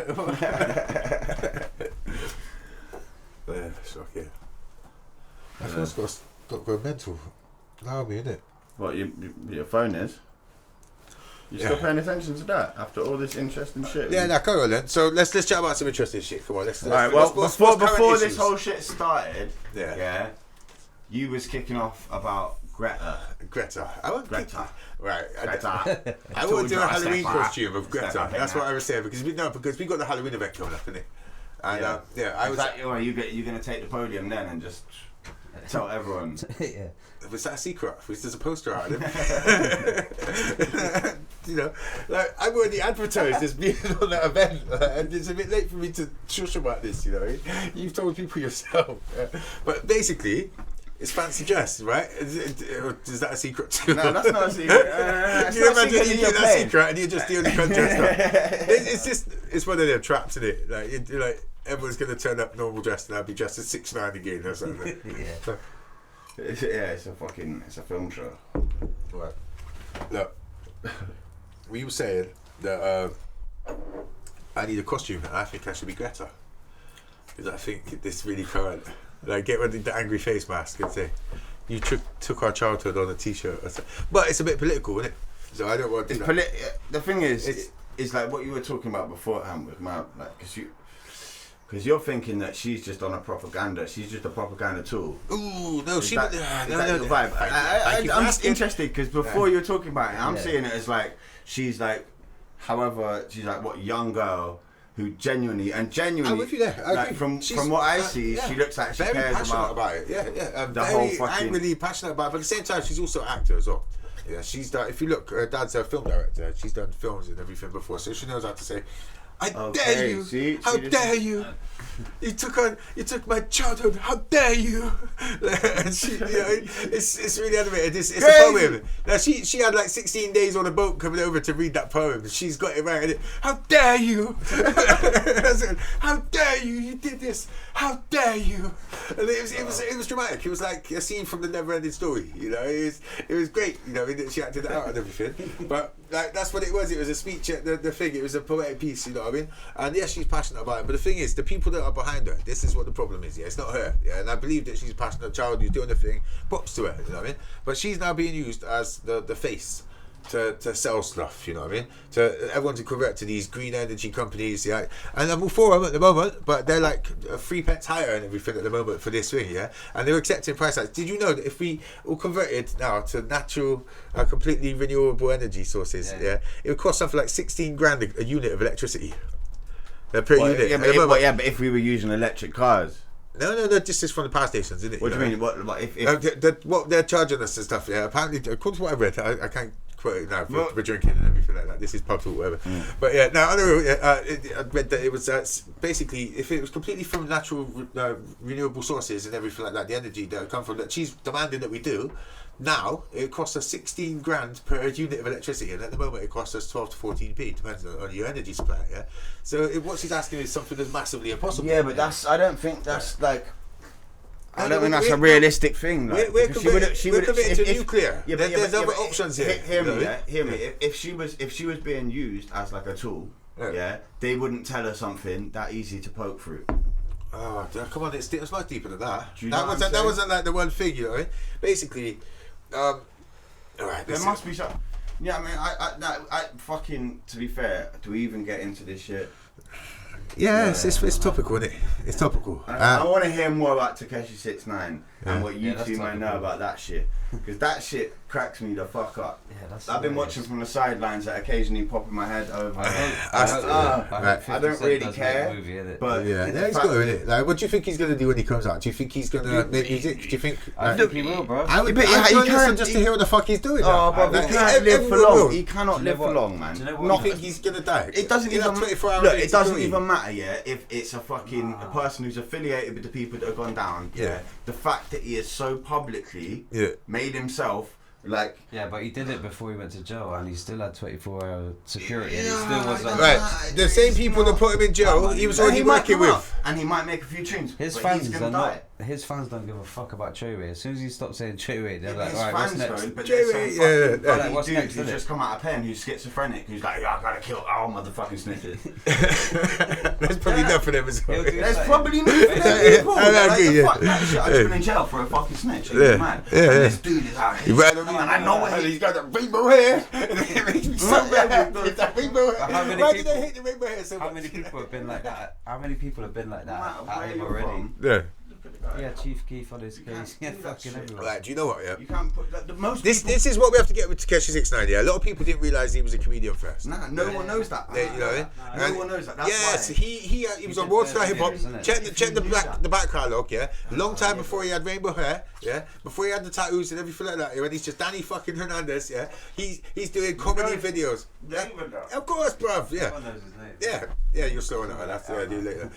Yeah, basically, yeah, Now, before he done that, he had videos of him doing like wrestling moves on girls. You know what I mean? And, like some ninja stuff, like on, and they were going viral on Worldstar, and he was doing comedy videos for ages and stuff. Underage girl. That's spooky. Yeah, that whole situation. All right, okay. So what? Like you can't back that, bro. No, I don't back that. I don't back that. To be fair, like he did, bro. He was filming it. So like they were saying that. I think no.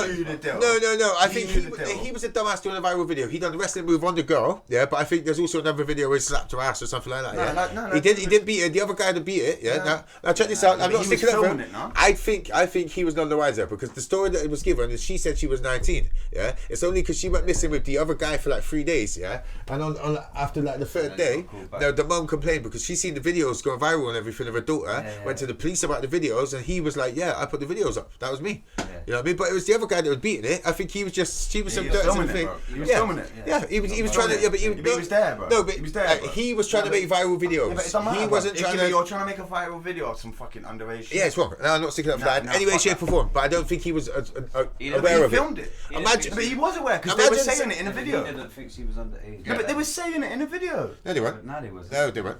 100%. I'm getting shit. Yeah, that's completely not right. Yeah. They didn't say anything. No. Yeah, that's R. Kelly, man. Yeah, he's pretty much. He married an underage girl, and they had the wedding and old. You know, like, come on, that's. I swear he did know that shit, bro. Of course he did. No, not R. Kelly. What's that? Aaliyah's song was like Agent Nothing But a Number and shit like that. Come on, like they were serious about like they're like not she's fine. It's just okay. What do you reckon about Tekashi? Like, so you know when he got busted for that, yeah. For that, obviously the underage thing. Right. Okay. A lot of people say that he was probably put as a rat then. Oh, maybe you might be right. He might be the plug, a government plug. There was no way for him to get off of that, so he had to rat out everybody before. So that's when he was put in. There was a lot of videos and stuff after, in between that time. Yeah. He had lots of videos out long before he was doing this fucking. Fifi got that wet. With the Trippie Redd thing, he was getting people in trouble all the time. Yeah, he was. Can you imagine? He's terrorizing people. Suck my dick. Can you imagine if I let my nuts hang? The UK scene, imagine if it fucking had this kind of gossip shit behind it. Yeah. I always think about that. I'll tell you what, though, Instagram hasn't been the same since. I think he terrorised people every day. For me, it was entertainment, and this is where it was. Like for me, there was some guy that was literally bullying all the rappers and just going like we knew he was just some fucking any guy, you know what I mean? And he was just terrorising it, you know? Some new SoundCloud rapper. Yeah, but that's what he was. But then he was going, Chief Keef could suck my dick. You could suck and terrorising all these gang members and stuff like that are in the videos that said you ain't shit, and he's calling people out and saying that they ain't shit. Essentially, he's trying to get fame off of fucking just doing dumb shit. Why are you going to start calling out these people? Like, because everyone watched it. We're chatting about it. It's hilarious. I was entertained by it, and I got suckered into that the whole thing, and he was just winding people up. It was comedy. It was literally he was taking the piss out of people, and they were falling for it. And but they had all their gang credibility. They had to act up. They couldn't have some like rainbow head guy on the internet chatting shit about it, you know. And it was hilarious, you know. I mean, literally just like made everyone just crumble and fold. Nobody wanted to like fuck with the rainbow head guy. And then he was fully back. The dumb thing is, the gang started going, so this is how our gang works. We're gonna show you like the intricate details of it. We're gonna let you walk around with guns. We're gonna let you do, you know what I mean? They're dumb fucks for it, you know what I mean? Like on the real, you've got this. You might know this shit. I ain't got a fucking clue. Yeah, man. He was running like him. They were. There was so on that Treyway or some shit. Yeah, Shorty's Treyway pretty much. Now Treyway's another way of saying it, but everyone calls him Treyway as another name. You know, he's like the main guy. 9 Trey Bloods, isn't it? And was it Murder Merv? Murder, something like that. I can't remember. Murder Mel. He's above him. But then they just got Tekashi in as a cash cow because basically there was another guy manager there, and he brought him to the crew, and they said, "Now we're taking over and dealing with it." And he did go 7 for 7. And then they done the Kuda video. He went 7 and he's got all of them with the blood, so they've gone out and bought loads of red bandanas and stuff like that. Have you seen the behind the scenes footage of that? Yeah. In the behind the scenes footage, all the Bloods are like, fucking snitch 9, he's a bitch. Bitch 9, they're just slagging him right off. But they're killing him off in the... No, they hate him. That's what I'm saying. And then when the videos filmed, they were like, fucking... Yeah, but that's what I'm saying, so how, like, and I get it, as like, backing him as like, you can see him as like this performer who's like figured out the shit, but if he's like going through the whole thing as a fraud almost. Yeah. But they knew that. They knew that from the start. I know, but I can see it's entertainment. Because he had the balls to go up and do it. Yeah. But they weren't. He's got the balls to go up and entertain as we were. I think that's what it was. He's like, but how is he? He let his nuts hang. Like, to be fair, he's laughing about the whole thing. He was laughing to. Well, no, he's in a jail cell, isn't he? You know what I mean? And you think he's getting special treatment? He's not. He's in a jail cell. You know what I mean? At the end of the day. What's the guy? Harv, isn't it? Harv is one of the guys that kidnapped him. Harv and he got charged guilty today because of. Oh, is that today? He hasn't been sentenced yet, but that carries a life sentence in it. So that's why this shit's got to be relevant, and we've got to drop it. Yeah, and like, right. We drop it after it happens. Yeah. Now on a real flipping.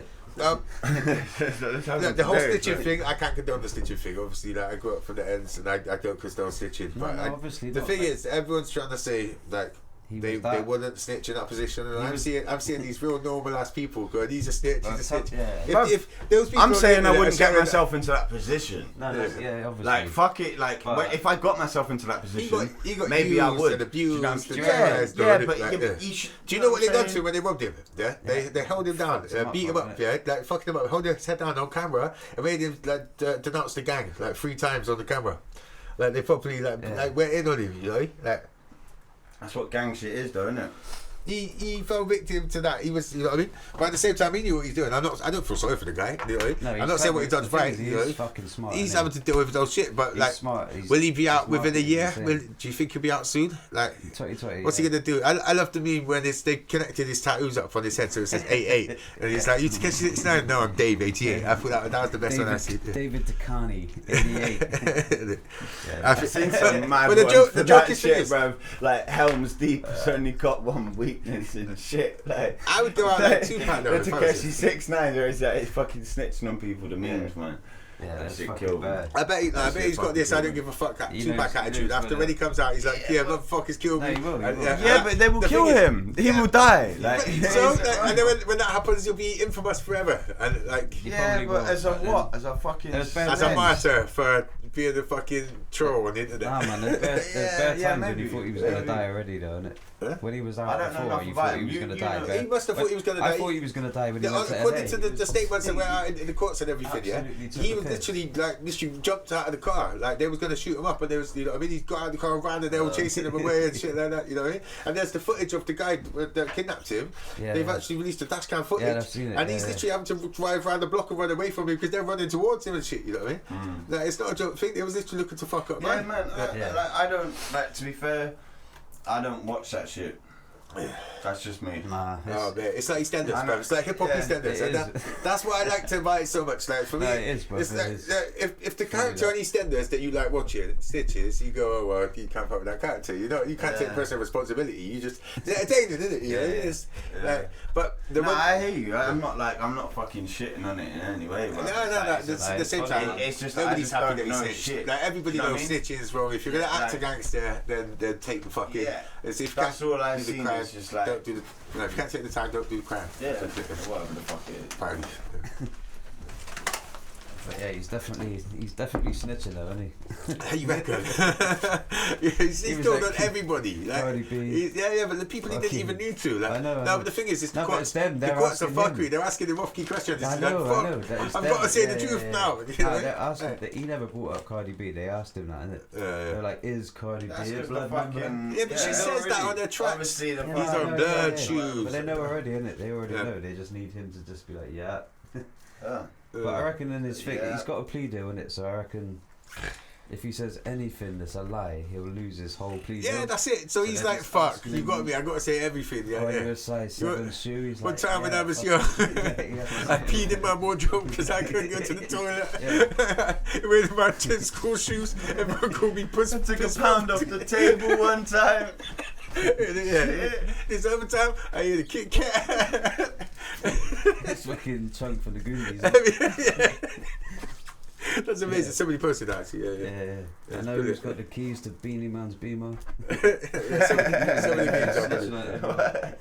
the fuck you was oh babe, did you come? Yeah, I did. No, she didn't.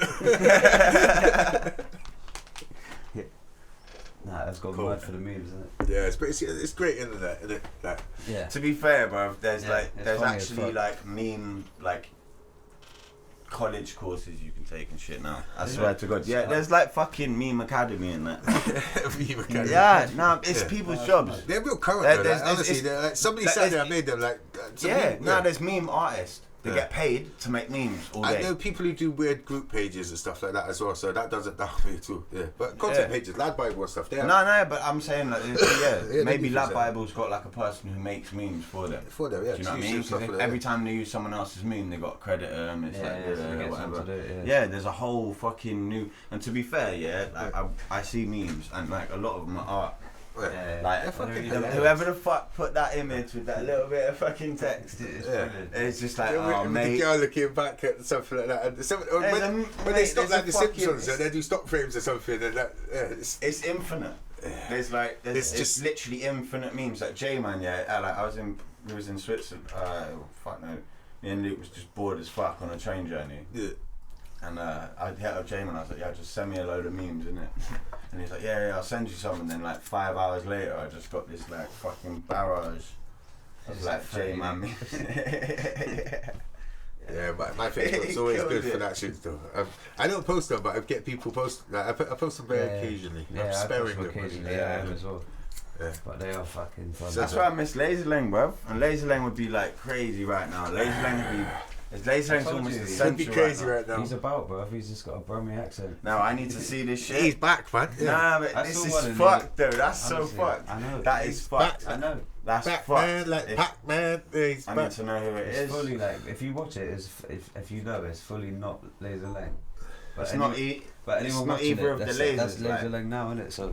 Hey. No, but it's they can't be taking that now. In 48 hours, man. Tinchy Strider was like retweeting and fucking that shit popped up. Yeah, it did pop. It blew up. Like props to whoever had come up with that stuff. Like, they got them lot. That's a madness. Big up them lot. Yeah, safe.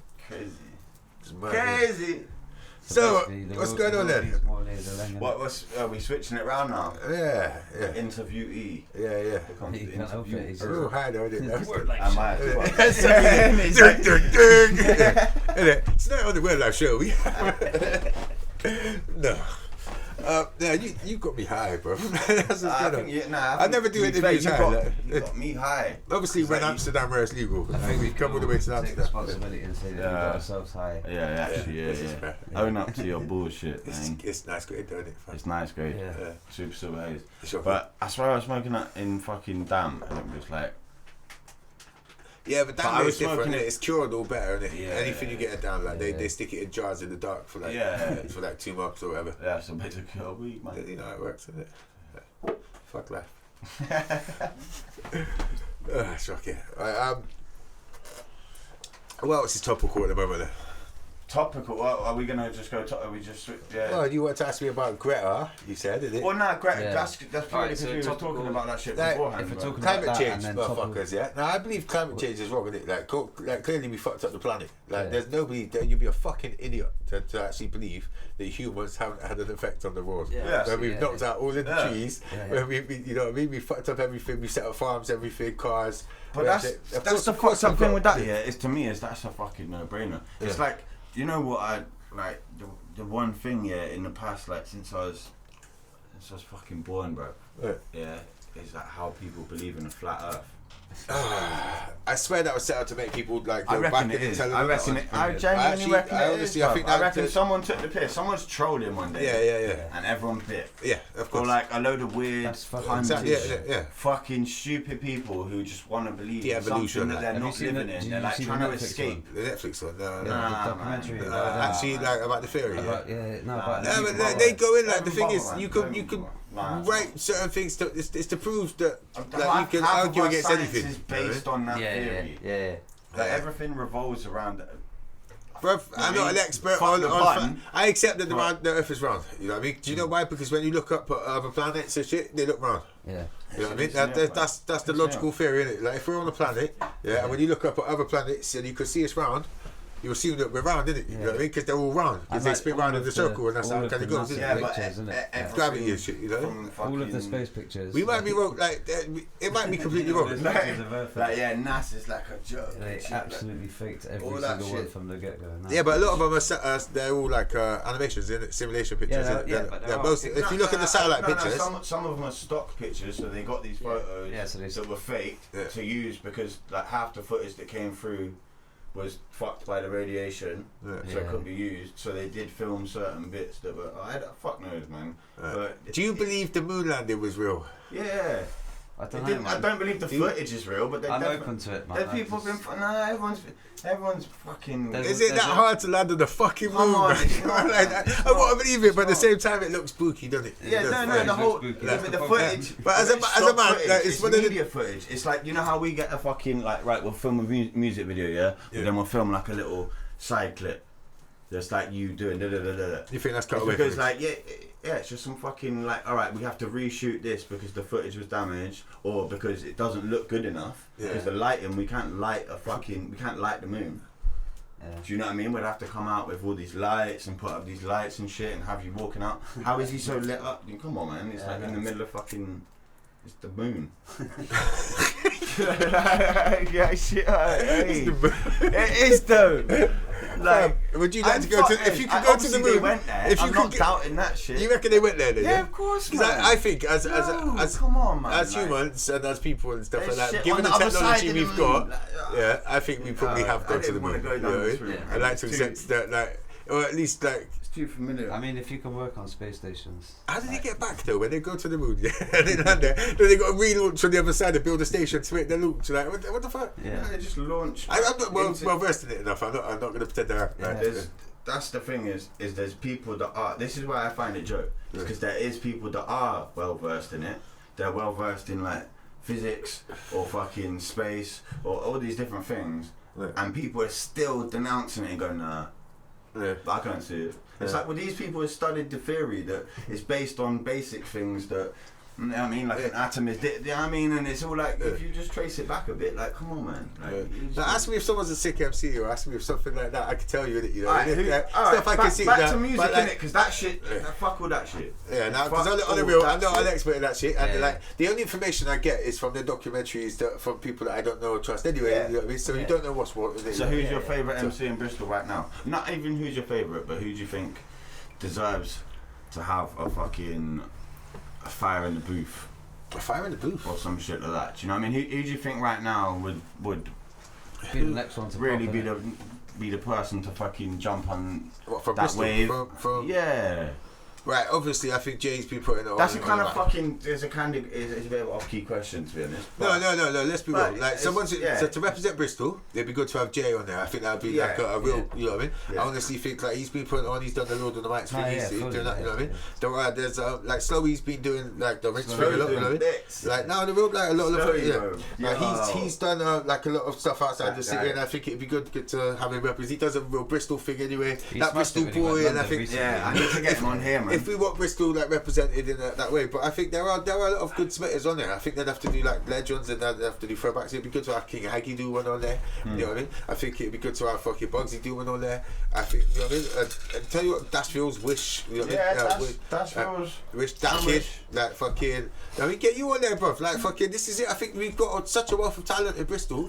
There's so many people like that I've been able to have 57 artists on the Wordlife show since I've had it. You know what I mean? And I've not had those feel there's a different talent. Still filled up to next year. Yeah, that's it. I'm still over to next year. I've got to go. It's so constant, you know what I mean? And I'm not trying to be disrespectful to any artists when I say these same names, but these are the people that haven't had that chance, so they should have that already because it should have blew up. That's where like sometimes people fall short. I reckon it's because we all because people are nice now. Yeah, like I mean, it's like everyone's like, yeah, it's good to see someone like coming through and shit. So everyone's like kind of supportive, but there's a certain level of like cut-off point where people are whack, and you know they might get better, but at the time they're whack, and it's like, yo, you're whack. You should just be told you're whack. Yeah. And like that's kind of gone a little. So is there someone you want to tell them they're whack on there? Should we do that now? Yeah. Who's the wackest rapper in Bristol? Who's the wackest rapper in Bristol? Right Who's the wackest rapper? Yeah. I gotta go to the toilet, fam. This is. Oh, bro, there's a few. There's a few. No, but there's more good I know rappers. what hearts, there's right? more, and in my opinion, right now, definitely more I good could rappers. think of like 20 fucking dope rappers, MCs, whatever, compared to like I'd have to think about a shit rapper right now.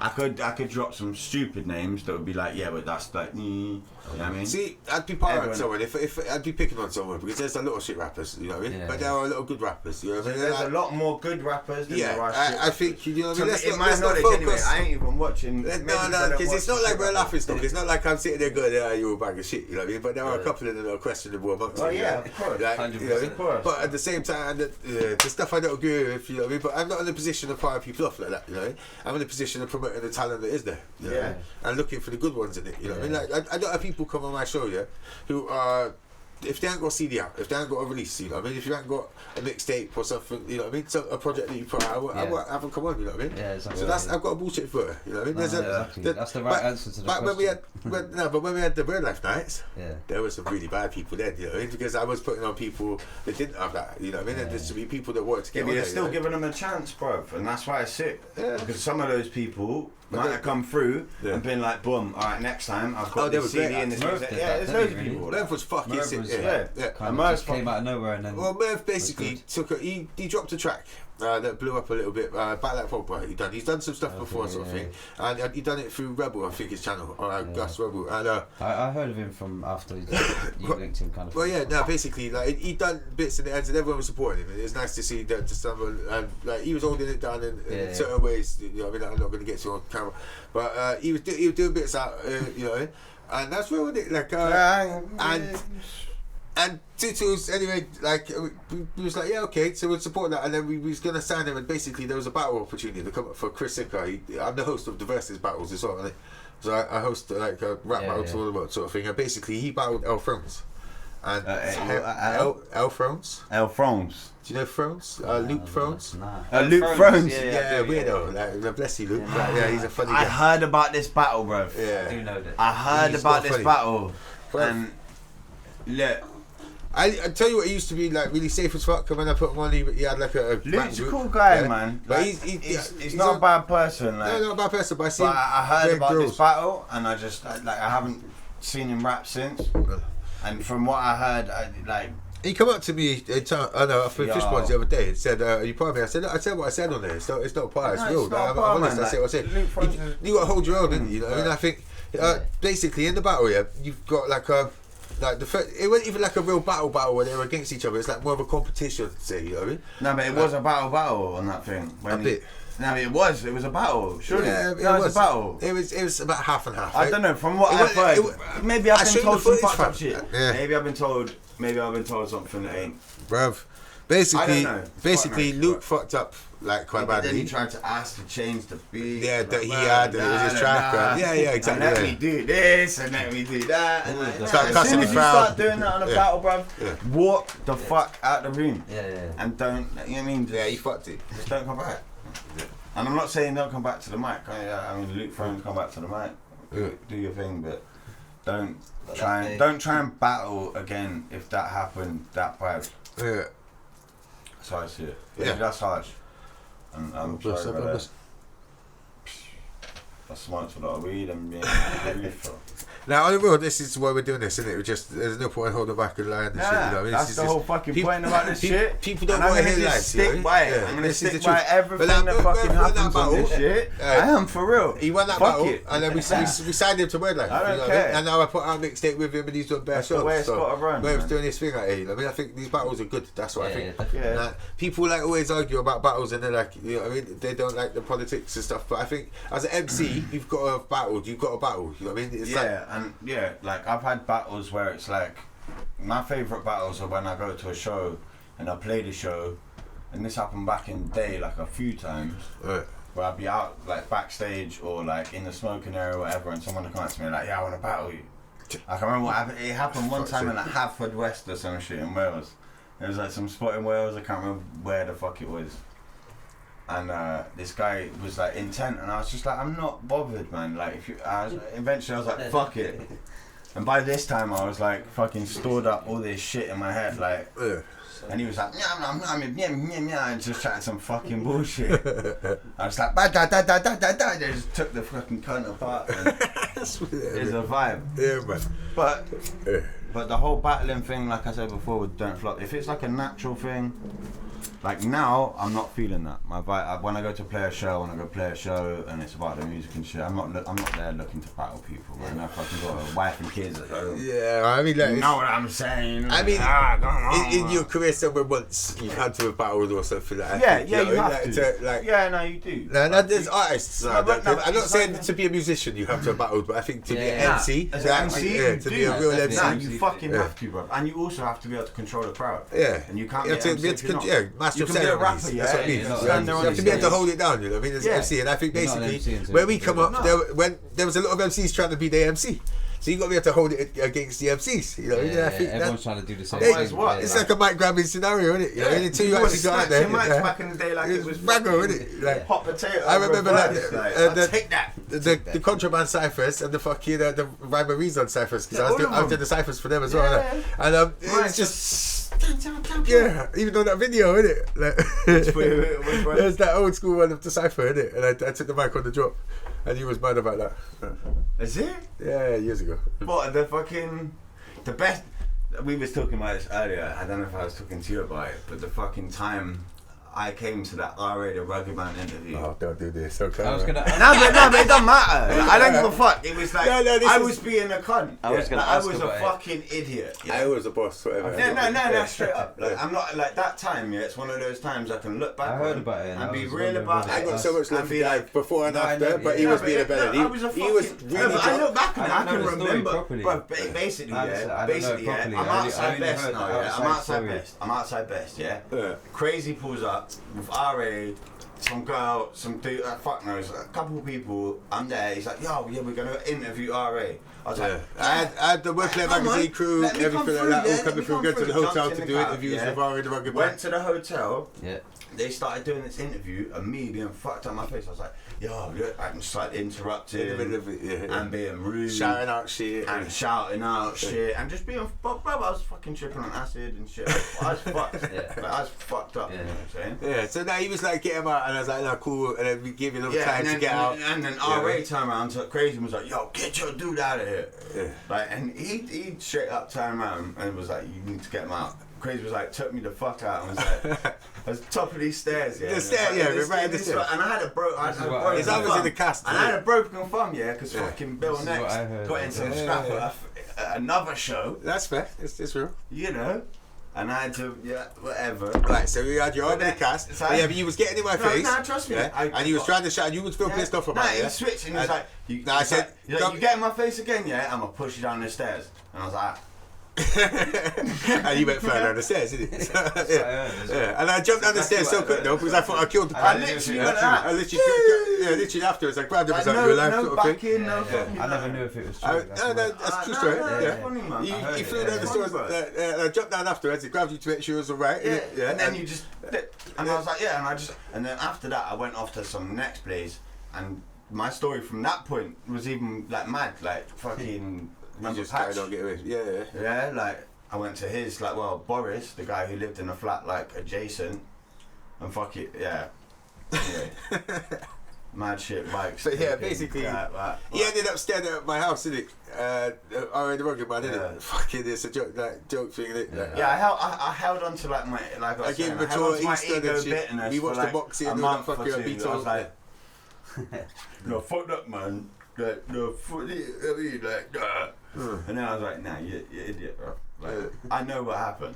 You know what I mean? Like, as soon as, you know what I mean, them things starts happening, it's like, oh yeah, this, and then this, and then this, and it's like, yeah. That was funny times, bro. It was fucking joke. Yeah. Luckily, I didn't break my back or nothing. Yeah, lucky you did die. Yeah. I just landed. It was alright. Yeah. Like six steps, 7 steps. You know, like the hotel's got like the double kind of floors, like the whole. I went down the whole flight. The whole block of the. Yeah. That's exactly how I heard it. You two had a bus up and then. Yeah. They were dead, No, but you got in my face too much. It's like people had limits. From the moment I was acting like that in the interview. Like you were pissed to that. He was acting up an idiot, bro. Yeah, but afterwards, no one had the intentions of throwing you down the flight of stairs. No, fuck, I'm not being an idiot. Of course, I'm not being a fucking idiot. Because at the time, you're thinking, "Fuck you!" Like I know exactly what I'm doing. This is me. No, it's a joke. I've never been like. As soon as I realised what happened in the event, I was like, I was humbled by myself. I was like, come on, bro, you can't be taking acid and just kicking off in fucking interviews with RA and shit. Like, thinking it was a positive thing he was trying to do. Do you know what I mean? I was all hyped. It was all fun. I just loved it and I was excited. He ended up getting in the car with you lot after. Alright. Nah, that was a different time. He drove all the way to Boombat with fucking Jess. Moaning about smoking. Yeah, he was like, smoking. Nah, he's deep, man. I mean, I had like a slapboxing competition as well, innit? And he's come up and he's like literally he jumped in and tried slapping me. And then I done some I was like, right, come let's have a proper go, and I ended up busting him up, innit? Like not like beating him up, but done some proper slap boxing, slapped him up, ninja stuff, innit? He's bang on that, like he will literally get up and spar you, like. So fair play to him. Like. I got the bag. The bag that so we put that in the middle now, yeah? And just do the podcast with no bikes. No bikes, just a punch bag. Just the fucking crazy jumping, montage. Double back kicks and stuff. Crazy montage with the boxing. Right, that's how we can end it. So that's how we start the cooking program. Montage. Bam, punch and a piece of beef. Yeah. We need to get a piece of beef hung up on that. That's amazing. On some Rocky shit. Yeah. And that's how we start, and then we film that intro, and that's our intro forever. Yeah. I reckon that'd be amazing. Forever. Crazy punching a piece of beef of beef. Yeah. That's your piece of beef. Chewing bacon. What the fuck? Did you see the thing when I ran for the mayor? You what? Yeah, of course I did. Ran for the not actually, but they put me up for like when all the candidates was going up in it, and people actually they made campaign posters and shit. Remember that? What, Krazy ran for mayor? He actually ran for the Bristol mayor, I vaguely do. I did put it in. You got to pay loads of money to actually be officially in it and stuff like that. I was in the pre-runners. But you got to have a lot of money to be in the campaigns, bro. Like I don't know exactly how it works, but basically I got told you had to be over a certain age. Investment, bro. You need at least 15 grand investment, I think. I can't remember what it was. I'd be lying if I said I can remember. It was, but they made funny campaign posters, like, you know what I mean, of me holding a sword with bacon on it and stuff. Because otherwise, every motherfucker could. Which I think could be taken wrong by some communities, but I actually really just enjoy bacon. That's it's not a new reason. It's no deeper than that. No, it's not. You know, there's nothing more in it than that. It's tasty. There's a lot of protein in bacon. Do you know there's more protein in bacon than there is chicken? I'm not really too versed in all that shit. I am, and I'm telling you. There's not more in bacon than chicken, surely. There is, yeah. So 38 grams of protein per 100 grams in bacon. So you would think bacon. Chicken though, wouldn't it? See, this is why we need a fact checker. Get on Google. Come on, let's do it on Google. Fact check. Yeah. I will Google the shit out of this. Yeah? Yeah, Rago. Right. That's not. Bacon versus chicken and the protein. How reckon it's chicken? Protein per 100. Bacon's got mad fat in it, surely. Mad Like water. to a sasha, like if you do it, Salt. yeah, like rashers, yeah. If you do it Yeah. to like the weight of bacon, like the weight of pork, Yeah. to the weight of chicken. It's all changed now. It used to just come out with a protein chart. Yeah, but to the weight of chicken, pork to chicken, because that's what it is. There we go. Right. Here we go, look. Oh, it says 37.4, but that's alright, isn't it? For what, bacon? So what do you mean, Bacon, 37.4 what? Grams? Welcome to the fucking nutritional Protein grams. vitamin. Pork cured bacon, but the amount of vitamin. Wait, what the fuck? Sorry to the people listening. Do you know what I'm not? No, well, basically, it's 37 grams of protein, isn't it? But this is a dodgy website. It usually just comes up on the top. It usually comes off on like you search this at every place. I have actually showed people this before. Like Usually he's it's been just there like enough saved, times uh, before. Right, just yeah, it won't come on top. It comes up in my favourites, you It's know. my history. It's got a little star by the side of it and shit. You're testing me on this now as well. I need to piss again. You go for a piss, bro. Don't hold back, man. I'll go Yeah. sit where you are. Go on And then. talk to Rogue about When I it. find it. I'll be crazy for 5 minutes. Go on, be crazy when I go piss. Crazy impressions. Wordlife show. Crazy! I can't be crazy, man. Yeah, you can do a 72 garage bar. A 72. Okay, 72 is not enough. Give me the rhythm, Miss Rod and Rough. I'll give the thumbs up for that. Got well yet. Yeah, I know, but come on, man. Like, I know, if I'm we give it to them here on this microphone, Yeah, no, it's they like won't. it's a free thing, man. Yeah, they won't come to the 72. We could make bar billions, garage rave, innit? billions of it. Like, you know what I mean? Shouts to Brooklyn Gym as well. Yeah, it's done there, isn't it? They don't sponsor us, but like if you see this, I swear you done most of that as well. I probably did, bro. To be Yeah, fair, I I've mean, done yeah, quite a lot of gym. most To be of fair, that, tonight I kind of let loose a little bit. Yeah. You know what I mean? Yeah. I think we all got high. Yeah, I got really high, and then I This tried is to like high counteract podcast. it with. Yeah, this is why it's the upper room, like literally. I mean, it is the upper room. I kind of need to piss. It's even got a creak to it. That sounded like some old ancient shit. I wish you. I hope you can hear that on the mic. That sounded basically like some Indiana Jones crossed with fucking Tomb Raider. a dry stone wall. Have you got work tomorrow? Nah. I have. To be fair, I have, but it's not work. I haven't I'm not got even work. being crazy. You got me. That sucks. Your impressions a week, fam. I know. That's all I had. And where's one there, sorry? Hi. Hi. Hi. I don't really know I can't do an impression of yours. I have nothing. There we are. It's like a fucking sundawn. I just knocked my tooth out. It's spitting me out. Like To be fair, Monday, I get the next part of my fucking implants sorted. Is it? Yeah. And then 2 weeks from that, I get my fucking actual final teeth. Yeah, final teeth. My final teeth. Fucking teeth. It's like fucking Yeah. the final level. Yeah. Of the face. The boss level. Implants. Ba-ding! And they're going to be So what are they shiny. going to be made of then? Gold. Actual gold. You Gold. get gold. You've got like actual Gold. Like, gold like your watch. Gold teeth. Yeah? Yeah. And that's your final decision. Yeah. Yeah. You're Yeah. going full gangster rapper on that. I'm going full fucking Bug life. fully blown thug life Yeah. to the max. Yeah. Yeah.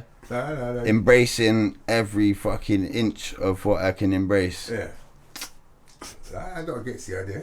Know what I mean? I'm glad we had this That's the conversation. way. Yeah, we can have it. So you can actually. 1, 2, and 3. Thank you very much. Yeah. Yeah, nah, to be fair, one of the main reasons, yeah, is like, and we should switch back places because I don't want to be in this place. Go on, now. Come on. Go on, move. Come in. Get in your seat. That's more comfortable there. It's not right. Yeah, it was a not right. Sada X spooged on it or whatever. Yeah, you take my splooge. Take my splooge in that seat, man, motherfucker. Alright. What's I talking about? I take my spooge, motherfucker. What the fuck? Edit that. Delete that. That's not fresh. What was you saying? Sorry? I've lost it already. What? How is he? What was you trying about? Remember. Huh? See what?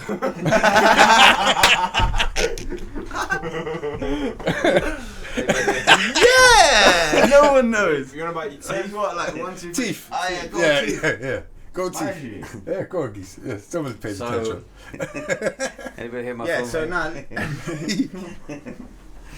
So it cost me fucking 2,500, yeah, to get just a normal set of implants. Well, Yeah, that's not cheap, is it? £200. Hang on, how many teeth that? £200 You got extra. two that you got to get in, yeah? Yeah, £200 extra to get gold. Can they do that like a ring? You know, like the ring of How two much is it? teeth together, though. Like, 2,500, you get the gangster bro. rest? You might as well go 2.7. I might as well go 2.7. Are you mad? I Like, would go 2.7. nah, come on, man. Like, Yeah, I just missed the maths. £2,500 just to get fucking teeth that look like your teeth. Yeah. But you could pay £200 extra. and Oh, get right. gold Oh, that's ones. what you said. Okay, see. Yeah, nah, get I'd some go for gold £200 teeth. extra, innit? Fuck Yeah, that, bro. I suppose it's like an I upgrade, love isn't it? gold. Like, to me, that looks like an upgrade, isn't it? Yeah. It's an upgrade. Otherwise, they charge It's an less. upgrade. Yeah. No, that Do you does know make what? sense. Do Now, you I know see what enough that. people have said to me? I go play shows in fucking Austria. Yeah, I'm in fucking Bern. Yeah. And why did you get your teeth fixed, man? You should have kept your teeth. Because food. Because I can't Eating. eat chicken. Yeah. Like, try and eat Like, a you fucking don't use piece the of fuck chicken. much, but you got to with pull the it away with fucking- it. Yeah. and when you There's pull it a away, you gap got a there. little strand. Yeah. And you leave a little. Yeah, it's heartbreaking. Yeah, I can imagine. That shit. When you bite an apple and there's still half of it broke just my there, heart. it looks like an apple sign when you bite I've into even that. got dentures now, and I can't eat with my dentures, bro. I can't eat with dentures. I can't even eat with dentures, bro. You can't? No. What dentures like? Are they Dentures fucking? are fucked, bro. Because most of us will have to have dentures, isn't it? My dentures are downstairs and they're shit, bro. Are you for real? I'm telling you now, you can't eat with dentures, bro. You got a whole fucking thing stuck in the top of your mouth. How the fuck do you Yeah, eat but with like, that? everybody has dentures when they get older. You're gonna have dentures, you're gonna have dentures, you're gonna have dentures. I've already got dentures, so I'm gonna I'm have cool. dentures. Unless they invent something like. Yeah. No, they didn't invent something. You see, don't can you worry. remember the old James Bond film with 5 Jules? years The from guy now, with the big house metal is teeth. yeah, you can Why get can't we them. just have big metal teeth? That's what I'm gonna have, bro. That's Big two gold metal teeth. Hang as fuck, you know? Fuck you. That's it. Like, they're better than James Bond days, like back in them Well, days. Yeah, I had it, yeah. Yeah, I would give me them big dashes. I'd be fine with that. Cool. Medicine enough. That's one thing I watch out about. Typecasting. Yeah. Like. Typecasting. See, Yeah. the thing is, is I just signed up for agency. Yeah. I put my, I mean, like, what? We'll have gold teeth.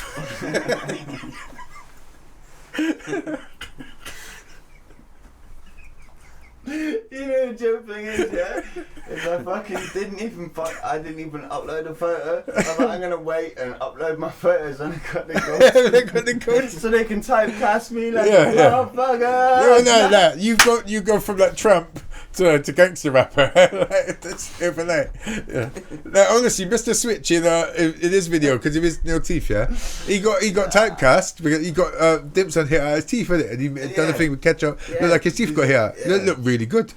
But you have to have a lack of teeth to do it. You know, I mean, there are jobs that you can do if that you certain got people gold couldn't. teeth, then you can be a whole different type of person. So who would you be? Like a gangster rapper? What do you reckon I'd be? I would. Give me a role, I'll play it. A role in the film. Okay, so Give me a like, role right okay, now. so you're like Thug number 3 working under cartel boss. That guy. Where Like, from? basically, Where am I from? You're Where carrying am I drugs. from? You're from like Spain or Colombia or something like that. You're carrying a suitcase of drugs up to the top, but the main guy is about to come up and beat you up. Oh my fucking god. You're only the fucking. Chico. They fucking came for my shit, Chico, I swear, man. This is fucked up. This is See, fucked up. This is so fucked up right now. Yeah. Wow. That's when it all goes AWOL. No, because I've been doing that. That's when shit goes whoop. Yeah, no, you got to be careful that you don't do wrong The impressions. thing as is, well. yeah, it's like It's just acting. it's funny. Right. That's a good Ah, segment wait. into the bit where we You say get some weird. French shit then. You say some French shit then. Ah ouais. Oh, yeah. Ah ouais. Poulet, des poulets. I don't know French. Tu dingue, putain. Do you know French? Well, I don't know French. You can say anything. du petit peu. Is that a P? A petit peu. Petit pois. Ah, it's a small difference to me. Yeah. Now, do you know what? My friend Dimitri's French. I don't hate French people. Dimitri He's a is best, a isn't G. A G, Nah, yeah, you that's got, what I meant to say. you A G, gotta have yeah. love for Dimitri, man. I love Dimitri's there every time. Dimitri's No, there. fair. Yeah, no, that's my bucker. Yeah, man. he is a But fucking. he's He's beautiful. about. I gotta show love to Dimitri. He needs to cut down To on be the fair, sugar. yeah, it'd be funny to have you and Dimitri on a show in it, just those two. I don't just know to chat Dimitri, shit. I don't think. You what? Do you know? He won't stop Yeah, talking. You must do. How How do you not know It'd Dimitri? be entertaining. He's like he used to do a lot of writing for the Wordlife stuff. Bruv, Right? He had he's a blog when it fucking- first he's came out, and he was the journalist for I that. know him. I don't He's the safe dude. He's like literally a walking billboard for Yeah. Wordlife. Always got a Wordlife audience. Yeah, good dude, man. Good friend of mine. Good. Just tap You probably on seen the it with shoulder. me somewhere. Yeah, I probably recognise this. When we've been out, like, at the attic bars or something like that. Yeah. Attic. Akbar. Akbar. Oh, God. What was it? It's the Palestinian embassy right now. Yeah, what's that? That's why, you know what I'm saying. Yeah, but We need to show more love to Palestine, man, because that place is getting shut the fuck down. Yeah. From when your fucking city's embassy gets set up in an like Tuesday night club. I don't know. It's got a crazy glass Do you know? front. Yeah. I know Come this sounds on, man. Like, we need to help. Front is fucking crazy. It looks good. I don't know enough about it to actually have this conversation. So. No, just the Akbar Glass Club. All right, the Art Bar Club, yeah, basically. But that's the Palestinian embassy right now. Yeah, but at the same time, like, I don't want to take over their embassy and then it goes all properly. Like, I mean, can you imagine what will happen if we kick off and try and get that back? That'd be a whole new war. Fuck that, yeah. They've got it. They give them the land. Let's step away from that conversation. Yeah. But no, there were good parties there before. Yeah. And it was wrong. Crazy nights are getting taken the fuck off the internet. Cunt. That's what you can't get. They said it demonetizes you if you say the word cunt. So Yeah. Cuntish. You can't say. Slittish. You can't say cunt. Don't say cunt. It's I never say cunt. Cunt. It's just It's Cunts are cuntish, terrible. mate. proper cunt. It's It's a horrible cuntish thing. why to do do. people get so hung up about the word cunt? I don't know. Because It's not that bad. No, there's a lot of other words for female genitalia. Powerful. You know what I mean? Yeah. I'm not against. Not even that, I don't just understand as a it. word, Like, why is it so powerful? Just as a word, it's not Like, even that I bad. understand that words can be powerful because there's a lot of offensive words. Yeah, but Yeah, imagine the impact fuck used to have yeah. back when it came out. Like, Yeah, but oh, you can also make fuck a good thing. You yeah, can I know, fuck your obviously, girlfriend. obviously, but I'm saying. Wanna fuck you, girl. Yeah, but I'm saying. it's not a thing. I'm Like, saying when that, yeah, but I'm you saying can make when it that nice. shit- Yeah, but when that shit came out, like when that shit first came out. Someone went, fuck. Yeah. Fuck. I like how you can combine it with other things. You're like, fucking hell. Oh, fuck. Yeah. It's fuck. Yeah, tripping it up. Fucking shit. Fuck that fucking. It's got to be the most universal swear word. Fuck you fuck you. Cunt is up there. Fuck is the most universal swear word. Yeah, I reckon. There's Fucking, nothing fuck, else. fucking. Yeah. There's other words that are more offensive than cunt though. Yeah, cunt's not Like even vaginal that discharge. Yeah, but that's two words. Discharge. It's not nice, is it? Like come on, there's the healthy cunt. It ain't a nice word. No, there's It's not a nice much word. more offensive things that you could call people. But why such a stigma over one thing? I think it's funny, bro. I think the whole word. I thing, try not like, to use it too much. No, but like, all that shit, I reckon is just a joke. Like when people get like actually offended by it, that's what is funny because it's like, and the worrying thing is that a lot of people jump on that. But when people get offended by it, I think it's funny, bro. It's a fucking word, like. Same with religion. I ain't being funny, but like I'm sorry, but religion, like people are still believing that they have different gods in the sky that do this. I think the Muslim God and the Christian God are the same God, isn't it? Yeah, of course, it's all the same They shit, bro. they're arguing about ways to worship the same Why God. not believe in science? Like, I'm not trying to front or not. Like, and I've got respect for that shit, but like, come on, man. Yeah. Do you know I'm not dropping shit on nobody. Yeah, trust me. Like, what does God even mean? God, the word I means think all of creator, them doesn't mean it? the same You know what I thing, mean? but it's within yourself, isn't it? Only on about the sun. Huh? Like, ain't God the sun? Well, it could be. Well, A lot of religions always like they base it around. It definitely affects like the way you live in it because of the lunar cycles and stuff. But You see what I'm saying? That's the God, the world and the See, vanity of the world. we've gone like People full just mystify shit circle. too much. but now all of that's inside of you. We've That's the gone bit that everyone full misses, circle isn't it? there. We definitely have one. Yeah, Like, definitely. we've started talking about fucking. We could definitely edit the last like 4 hours. We can't edit nothing, man. It's all going out live. This is live. Yeah, to be fair, it'd probably be funnier if it come out as is, but It might bore some people does. to fuck. No, this shit comes out as is. That's real, isn't it? Yeah, it's real as real. They just Oh god. the geniuses. Hang on, Merv, I'm gonna shout you back in a bit, my brother. Big up Merv. I'm up, doing a Merv. podcast live. Shouts to Merv. Shout to Merv, you know. Yeah, we're doing a live podcast. 7-hour podcast. Yes, look, yeah, actually done a while, haven't we? Still, but yeah, there's not a little 7-hour podcast. Bruv, I will shout you in a bit, my done. Yeah? 9, 10, 11. Bruv, alright, I'll shout you in a bit. Don't say the show's dead, lad, We've brother. done good. What we on? Bruv, I'll speak to you in a bit. Yo, in a bit. Well, exactly. We're doing good. I reckon we've got. I don't know. Do you want to wrap this up? I reckon we can keep going for a little. We could do just like what's Wordlife gonna do. There's more. Yeah, I think we should do with There's a few more things as well, man. Yeah, I think we just hired a drunk up. Maybe like pause the cameras for 1 second and actually have a reassessment for you. No, just reassess whilst you're fucking. Whilst we're high, yeah. It doesn't matter, man. Reassessing is part of the process, man. I just think that you got to have a purpose to this shit sometimes. Yeah. What a purpose to it's been fun. I loved it, bro. I'm high as shit and drunk as shit. Thank you for bringing me to this, yeah. But I think wrap it up, we need that. Do with Wordlife for the future. Right. What do you think the purpose of Wordlife should be in the future?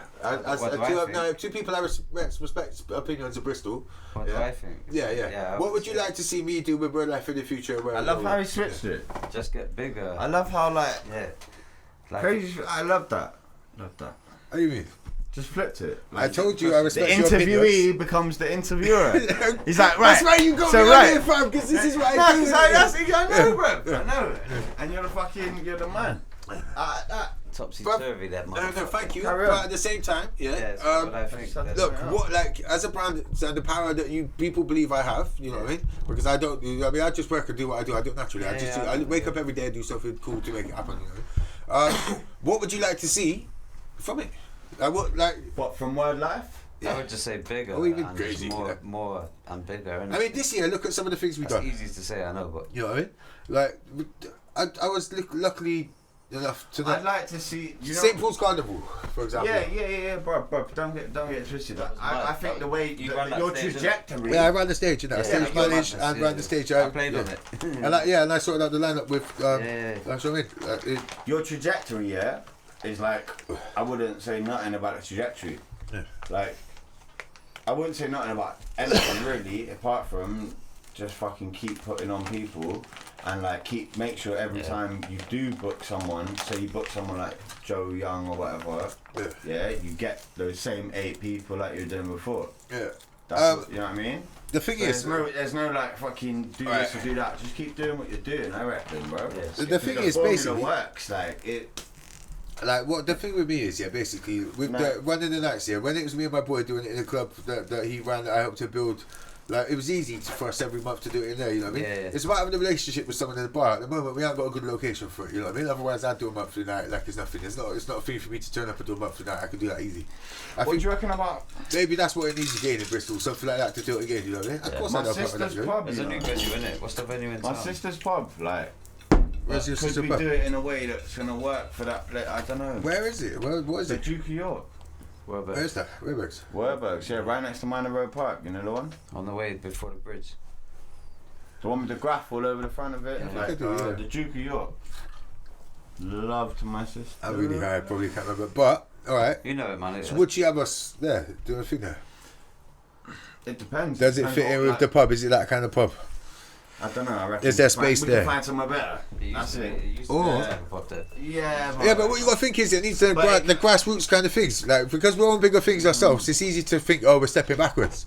No, sometimes we're creating what was there before. Do you mean? But with that, is there a stage? Is there someone that they could, you know what I mean? Yeah, sometimes it's good to step backwards to build it. Nah, that'd be like a good place for a fucking listening party.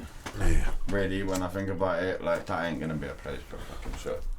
Upstairs ain't big enough for it. I'd love to do all the game, bro. I'd love to have Wordlife pop like every month. It was amazing, you know. Just like you're promoting another event every month. It's great. Ones are wicked, man. It wasn't even hard to do it, you know what I mean? Because we had the people. You know what I mean, there's enough talent in Bristol to do it. I could organise it, you know what I mean? Yeah. But I think we just need the venue to do it, you know what I mean? And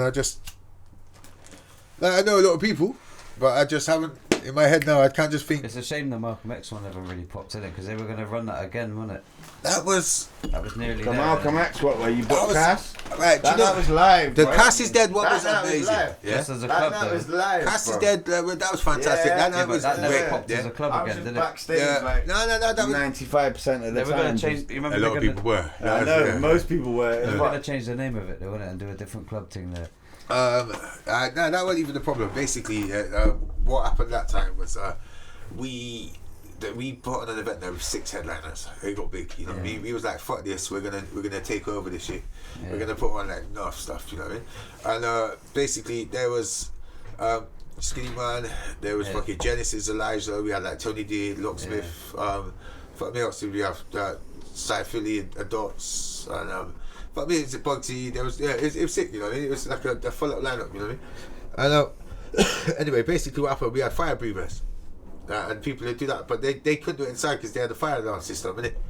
And they were better go outside and do it. But just before Skinny Man come in, Scott turned around and said that they could go on stage and do it, and it set the fire alarms off, innit? And then he could perform in it. So, but shit, that's just what happened. Yeah, man, that's the truth. No, not gonna lie.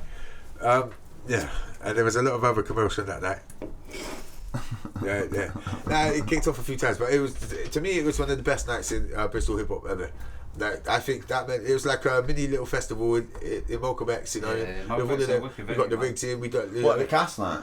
No, the other one that we done. I don't know if he was there. Which one? The one that there was like 6 headliners. We had the massive, like, the posters with all the aliens coming down there. All the artists were like animated as aliens and shit. I was there. It was sick, bro. We had fucking like massive, we had like Toxic Boy doing animations and shit like that up on the fucking wall of all the artists and stuff like that. It's crazy, bro. Like, we done some shit, man.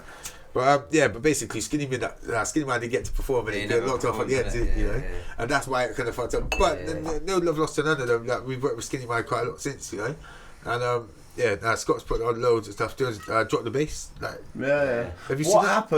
What happened with that night? With what? Is it still going? Drop the Bass was amazing, bruv. No, but the one, remember that shit happened and that, bruh. Is it still going to the same cause, yeah? Right, basically, it kicked off a bit. I want to know. And this is the truth, bro. That night was a bit deep because you MC'd there and you had that guy cussing you down, didn't it? Yeah? That guy come up to me, midway through my show and tried to battle me. And I was like, bruv, someone get rid of him. That's right, and you came over. I went out for a piss. This is what happens when I leave the stage for like 5 minutes. Yeah, but you misread the situation. No, I come back you and thought he was him just off. like... No, but I swear you didn't think he would, like, because I was like, bruv, somebody's taking a fuck out. He came straight back about 3 times. He was hungry. Yeah, and he came back, bruv. Like, without me dragging him downstairs by his head top, you know what I mean? Like, but I just started spitting crime bars at him. I was just like, bah, bah, bah, bah, bah, bah, and he was just like, and then his face started getting, and like, he didn't know where to look, and then he was like this and that, and then walked off. Yeah. But I shouldn't have even fucking like indulged in that shit, bro. No, you should have just. I should have fucking ignored him from the jump, ignored him from the fucking. That's why I said that shit the next day, and I was like, I'm sorry, bro. I shouldn't have done that shit. Anyone who's at that show, I've never done. I've had enough people come up to me. Right, that night, so when I'm playing dead shows and Blue Mountain, shit, and people are like, yeah, can I play some of my tunes, right? Can I ever go on the microphone? Yeah, you know what I mean? And usually you're like, yeah. Whatever, and you take the fucking piss out of them, and it rolls on, and you just ignore it or whatever. Do you know what I mean? But with that guy, I got angry, bro. I'd have my teeth taken out. I'd had a fucking operation on my fucking mouth. Yeah, it was the same day. I just had my teeth taken out. I couldn't drink properly. You know what I mean? I was doing the show that up until like a week before. Obviously, unbeknownst to me and you, I thought it was a thing where I get paid. And I was just like, well, bruv. No, but let's not get into that. It's a misunderstanding. Yeah. Do you know what I mean? Let me tell you about this. So he was, in all good heart, Scott was trying to basically do it as a thing to pay for the new album from Skinny Man. Basically Council State of Mind Part 2.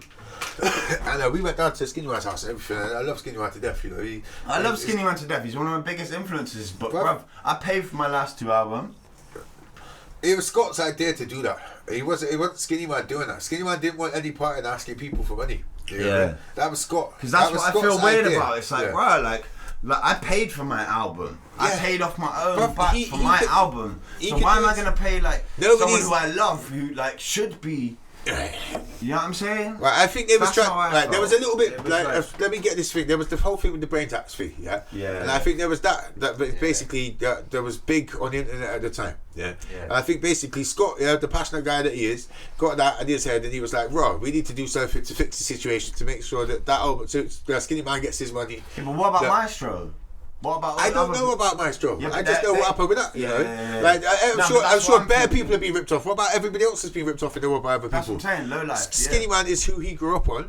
Yeah, Skinny Man is who he managed to speak to as a fan and kept on going up to him and going, I'm going to resolve that situation. Like, sorry that he didn't do that with Maestro, but I love Maestro. You know what I mean? But you know what I mean? That's what he done. That's just what it is. You know what I mean? Tutu's anyway, like he to a point, like he said no to Scott a few times, and then he took me down to his yard in London. You know what I mean? And like we've gone down, we've had a smoke in there, all kinds of jokes, and he said, look, like he knows that me and Scott fell out. The only way to do it is we come together and make a new brand. I was going to do Skid Row Records. We set up stuff. We actually worked hard to like coming towards it. You know what I mean? Right on the night, anyway, basically.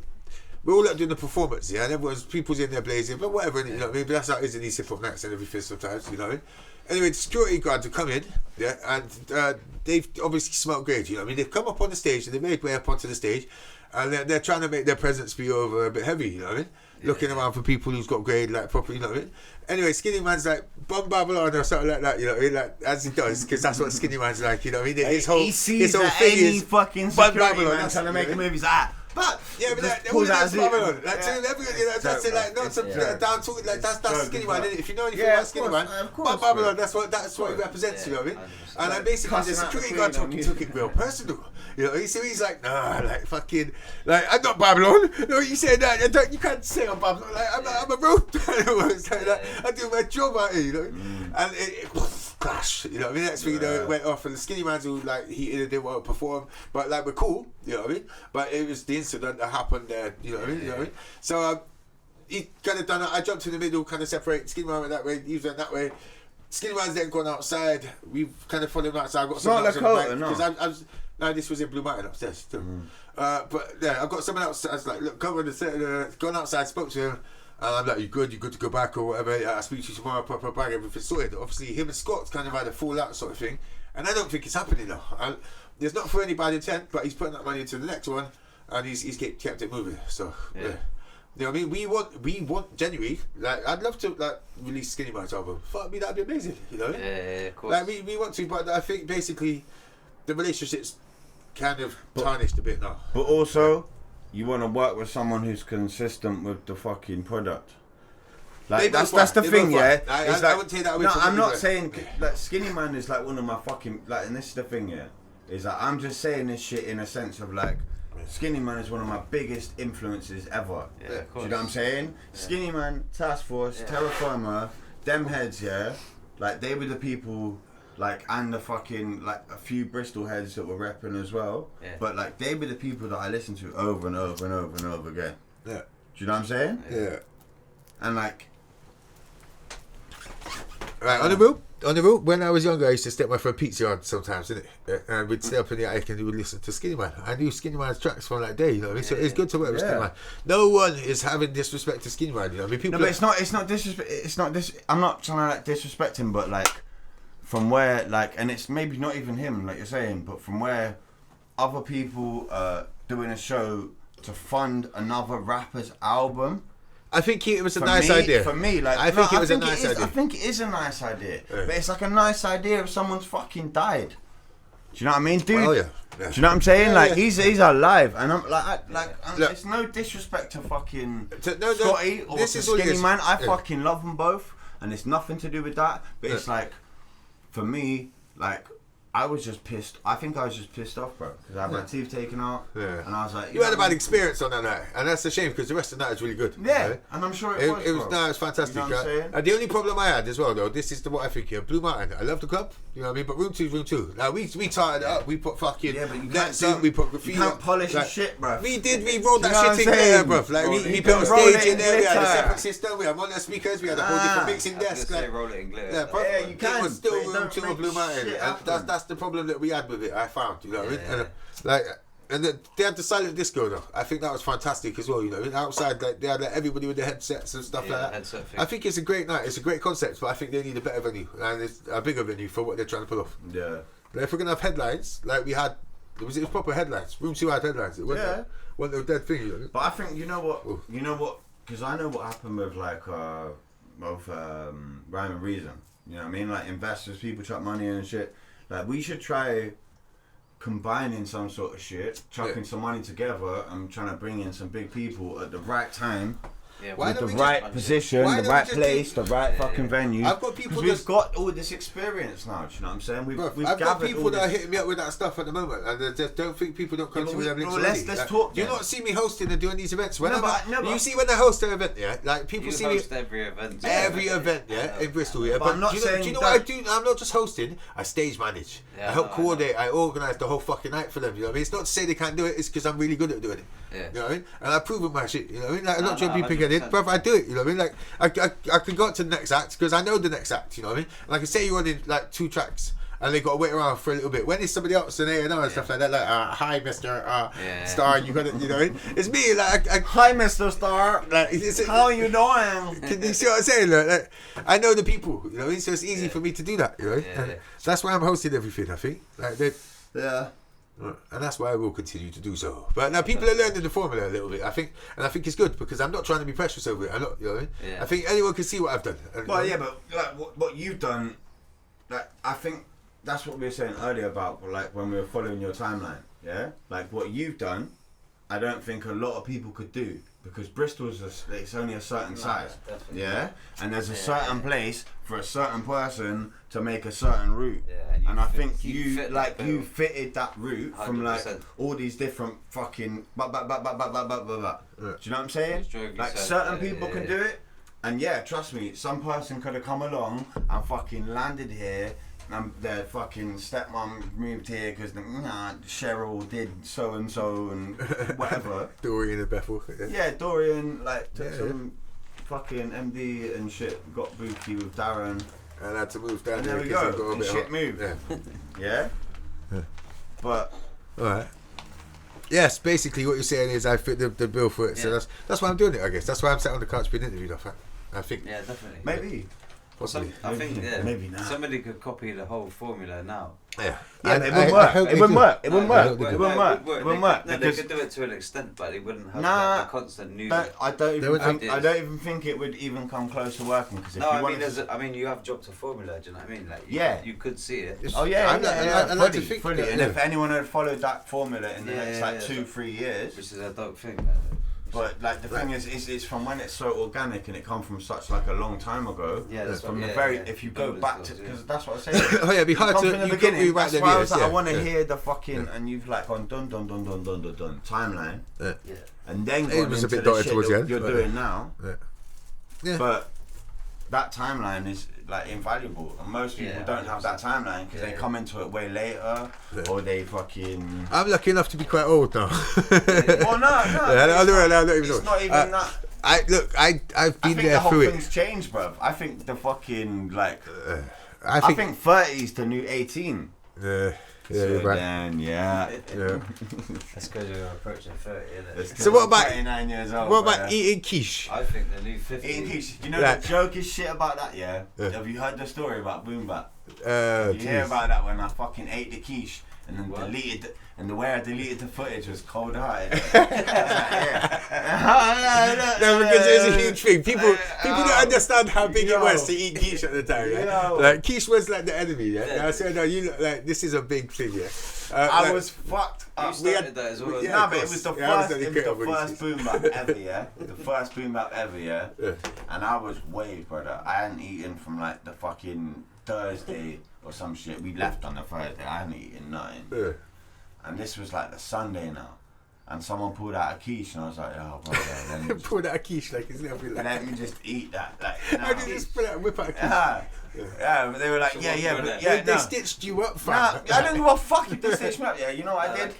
You know what I did? You know what I did? I was like, look, I know. I wrote a verse for that track. For that track about I wrote a whole verse, bro. Yeah. I wrote a whole fucking verse. I just spilled shit all over me. I wrote a whole verse for that track. Yeah. For real. Yeah, like good. I remember. Yeah, the Bailey's Brown produced track. Yeah. I wrote a whole verse. We had samples. We found a sitcom. I wrote a whole verse about a sample how men don't eat quiche. And then Bailey's Brown produced it. It was a great track. But hear me, what I did. But yeah, after that, the quiche, about 100 MCs in Bristol just couldn't eat quiche no more. About 8 just like nobody could eat quiche. Like on the real.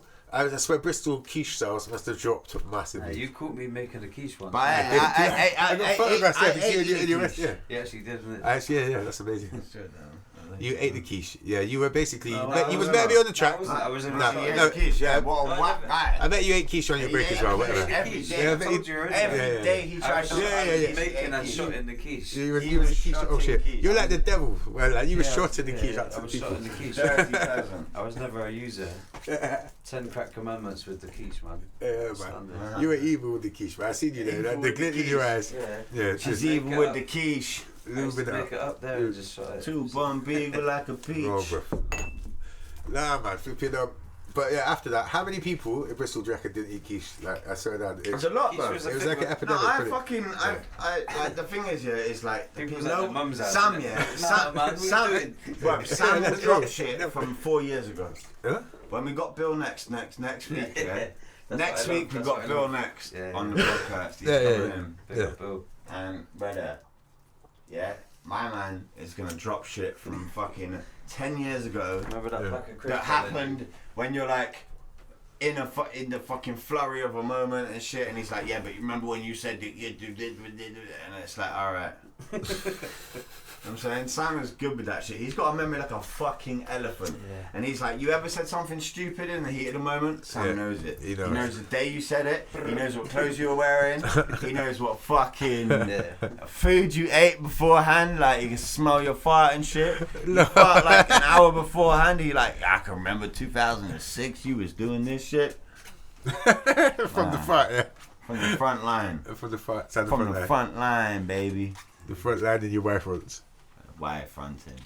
Why you fronting? Why you front? Why you front? Why you up front? So, big up Bill next. He's one of the best spitters in Bristol, man. He's hard. He's a fucking animal. He's really good. He's an animal.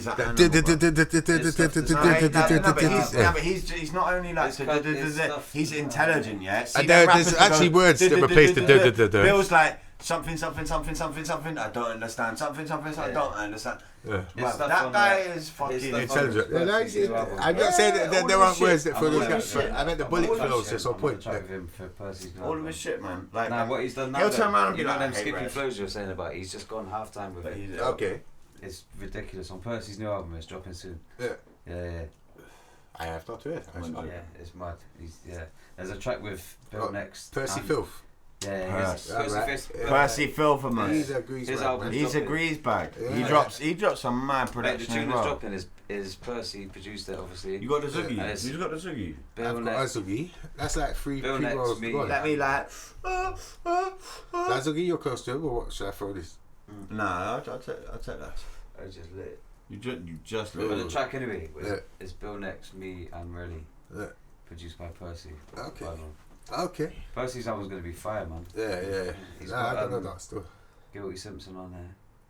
Okay. Yeah. If you could do like an album right now, that's mad, isn't it? with someone in Bristol, like who would it be right now? If I could do an album, I want to do an album right now, and Rogue was on the cuts on every track. Do you know what I think? You'd be an idiot not to do it with like Wish and them not at the moment. I think Wish. Yeah. That's the name that will come up. I don't know Wish, but also Dashfields. Like if I want the hooks, I want melodies and tight flows and stuff like that. Dashfields. I think them two on the album. If you put something like with your cuts on it or something like that, and someone's productions, it'd be fire, bro. They're tight. But. Bristol, there's a lot. There's so many artists, man. Like I had Splits P on the radio the other day, bro. Splits P when he was out in Jamaica, yeah. Splits is so talented. That shit he was doing out in Jamaica was just like, oh, my man just gone to a whole new level. I thought, to be fair, you know them things like. Not being funny yet. I was going to say him next. I was just going to say Guire next. I swear down. I was waiting for you to chat about Splits P, then I was going to go and Guire. I'm not even going to lie. I'm not even going to front, man. I didn't know about Guire, how good he was until I didn't even know who the fuck Guire is. Yeah, the Wordlife one. I ain't going to lie. I've heard of him for years. He's fucking great, bro. He's a good friend of mine from years ago, innit? He was, sorry, what you say? Who's Guire? Who the fuck's Guire? Guire is, remember the rapper Little Bear? Play him. Play some shit. One before that's my phone. Yeah. Come on, man. Let's hear it. Oh God, right. If he's the guy. Nah, he's just one guy still, but like, no, I ain't trying to fucking put it on him and be if he's the guy. That's what I was saying. I never heard of him until. So he's got this track on here. I've got 165. And he's fucking fire, bro. He kills that Dilla beat, man. 165,000. That's like that YBN Cordele or whatever the fuck. He's my favourite, bro. This is going out the moment. Yeah, of course. Hear this. You hear this sound, guys? It's coming through, right? Yeah. Is that the sound where he's rapping? Yeah, this is him doing the instruments with his mouth. No, he comes in a second. Patience, man. Patience. Yeah.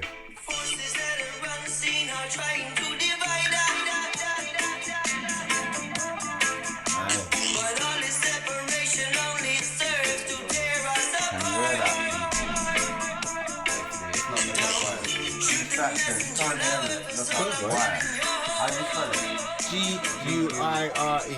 G-U-I-R-E. G for Wire. Wire. Yeah, but he's got like 165,000 views on it. He's doing it. Freestyle on your one. It's the Dilla beat. He kills it, bro. Yeah, man. I should have probably gone to that He on does the a channel. Dilla beat on his freestyle. And he murders it, man. I'm thinking, like, what? How long we got left on the cameras, boys? Probably wrap it up soon because otherwise they're gonna start dying. What should we do for the last fucking? Alright, should we end it on a high note? Let's do a bong. A bomb? Big fucking. Bong champions. Oh, yeah, I don't really have any drugs. Like, I got a mate called Dave that could hook you right. no, I mean, like, there's that there. But like the Alright, so let's chat about Wordlife for the future. we're left for the future then. Yeah, what do you think? Because you asked Alright. us. You already switched it on us. also, where's like Wordlife for the future, but Wordlife Ujima for the future? Last time I spoke to you, you was talking about they was trying to fucking can your show. And No. I had a complaint about something. It was basically not canning my show. Be careful, they will can your show. You know what I mean? that was it. Just Yeah, like basically. like a warning. No. What it is it's a community station, isn't it? Yeah. Yeah, I know. And basically, you can't swear on there. Now, as much as we've swore so much in this today, you know what I mean? We have, you know what I mean? And this is like but this is what we do. Like, you know what I mean? But at the same time, what you have to understand is when we're doing it on a certain platform, we can't do it in that certain way. So we have to, you know what I mean? We have to respect the rules and regulations, innit? So when certain people come on the show and you warn them and tell them that you can't swear, you know what I mean? And then they come on and they start. I actually got a question. I think a lot of it's because they get nervous, you know what I mean? I think. What the fuck happened with the studio? With what studio? Why did the one studio burn the fuck down? That wasn't Ujima. That was somewhere else. That was Ujima, no? No, that was somewhere else. They shared a picture of it on the Ujima station about someone's studio burning down. Oh no, that was in St. Was that in St. Yeah, it was someone else's studio. Yeah, and everyone thought it was Ujima. Yeah, that one. Yeah. Take me down. You're late on that. Yeah. Ujima's fine. Allow me, innit? Yeah. Fuck me I'm that. all good. Hey, I bro, love you. there's not much gin in that bottle left, so it's Ujima fine. moved, didn't it? From Look, do you want some? Street or whatever. I need On the real. The people, the management of Ujima. It's my birthday, Jin. Wes, I don't know how you got that. Basically, yeah, they've not tried canning me in any way. They love what I'm doing, and I hope that I can keep doing what I do for a long time. No, this is from you, bruv. No, bruv. What happened was, this was time ago. right? There were people swearing on the show. Yeah, and you had the most viewed show. That's why you got the most viewed show on Ujima. it's got the most social presence online, apart from maybe Callum and Presto's, because they do a lot of online presence now. You know what I mean? Previously they didn't do that. You know what I mean? But at the same time, come on. no, the people are doing stuff now, and it's good to see that people are doing that stuff. You know what I mean? Yeah. I'm not trying to down talk it. I think it's good. You know what I mean? But the thing is, we've got rules and regulations we've got to fit into, because it's a community station. I know that. That's part of what I'm doing there. You know what I mean? Like, I'm trying to bring the rappers that don't talk like that onto this station that does that, so it's risque. Like, having me on there, different box. no, but for the first few months, they was like, "Are we doing the right thing by having a rap show with somebody doing all these random artists coming in and doing that?" Because it does open up to a lot of complaints. If they get complaints, they can lose the station. You know what I mean? It's not just about fucking losing my show; it's about losing the station. You know what I mean? I think you are literally like, of all the people that could be doing this show at this time in this like space or whatever the fuck with. You know what I mean? Like, you're the best person for it. Oh, thank you, bro. Thank you. I genuinely reckon, there's not a lot of people that have that same kind of attitude that you have about, like, bring everyone through.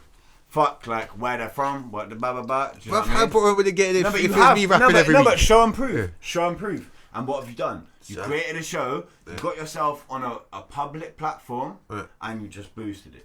Yeah. And everyone who's ever come on that show, They fucking love it, don't they? Bruv, like after the show, you make them feel comfortable. No, but we go to the pub. We always go to the item afterwards. And we Always always go out, make them feel and comfortable. it's like historic thing. But That's it. because Like, they're my friends already. Yeah. You know what I mean, it's not like I I've know, got but to. even if they're not, you'll make them feel comfortable. More time, yeah. And Like, they'll be your friends by the end of the night. if They'll be somebody like, comes in yeah, on a bad Crazy, fight, yeah. my guy. Bruv, like everybody Whack-o. comes out of the show gassed. It's true though. They leave It's the show true. gassed. You can ask that. Because it's vibes. Because by the end of it, like you said, like how you said before, you start like this, you warm up this. By the end of it, it's like this. You give me my first interview. And you give them. And you smashed It's a it, my brother. perfect fucking- And now look at you doing like fucking podcasts and shit, man. was crazy, yeah. What with the Ujima show? Yeah. The Wordlife show. Yeah, it's my first interview. First, that's mad. See, this is why it's the best thing that me and you are doing this shit. Yeah. You know what I'm saying? Because you know way more. He's than I old do. school. He just Yeah, needs to fucking about- come through and Yeah, like, but all just- the shit that you might have been talking about tonight, I didn't. I'm like, ooh. Yeah, I trust it. He knows a lot. I He's know been around. He's been I don't around. know shit. Yeah, he knows what's going on. Like, You know what I'm saying? you've been watching it for a long time, you know. Like to have a good voice on what's actually going on Bristol hip hop and everything. Rogue has got a good position on that. He knows, and you know. got, like, And trust his and and it's not like he hasn't blown up and done big things because you've done machos for DJing for people, but also as a crew, as Bastard Sons, and what you've done Bastard Sons was crazy. You know what I mean? How many Bastard people Sons was in the was field crazy. when we When did we the did that show Bridge at Fest Aston ones? Court? Yeah. Yeah, Sorry. that was my Yeah. favourite show. Bruv, He was there. yeah, then, of course, we bruv. was That's all up there. there. We was doing the crudely cut flag then. We wasn't launched. That's Yeah, when we we launched it, launched innit? that. Yeah. it? We gave out like 200 Yeah. free CDs, T-shirts, everything. Innit? That was mad. That was 8,000 people, wasn't We're it? about that, man, and that was what it was. And you're right, bro. Like the whole Crudely Cut thing was fucking beautiful. Oh And man, I wish it could have worked out. Because imagine if it was like That was the launch. instead of day. 32, it went down to 13 or fucking look, 5. 5. I think basically You know what I'm it saying? happened how it happened though because Or 3. there was a lot of excited people that I wanted to be a part but of it. there's You know? so many talented people that if we'd have actually, and so Someone much needed of to like manage it. so much of England is like I'm sorry, like I didn't mean to be so rude, like I didn't want to. You motherfuckers have got to step and start being managers then, innit? You know what I mean? No, but that's I'm what a the fuck I'm motherfucking manager. doing, I man. manage this shit. You guys, Bring like it what you doing now? records. Yeah, you are actually boss. Props The for that. podcast, upper room, let's go. Let's go. Yeah, we're there. Yeah, all right. Semi. Alright? That's all love, bro. That's what the scene needs though. On the real, like that's We what all these need people doing this shit. Yeah, No, nah, we for real. all Yeah, need this yeah. shit. And it's we not. need to be doing this shit. Yeah.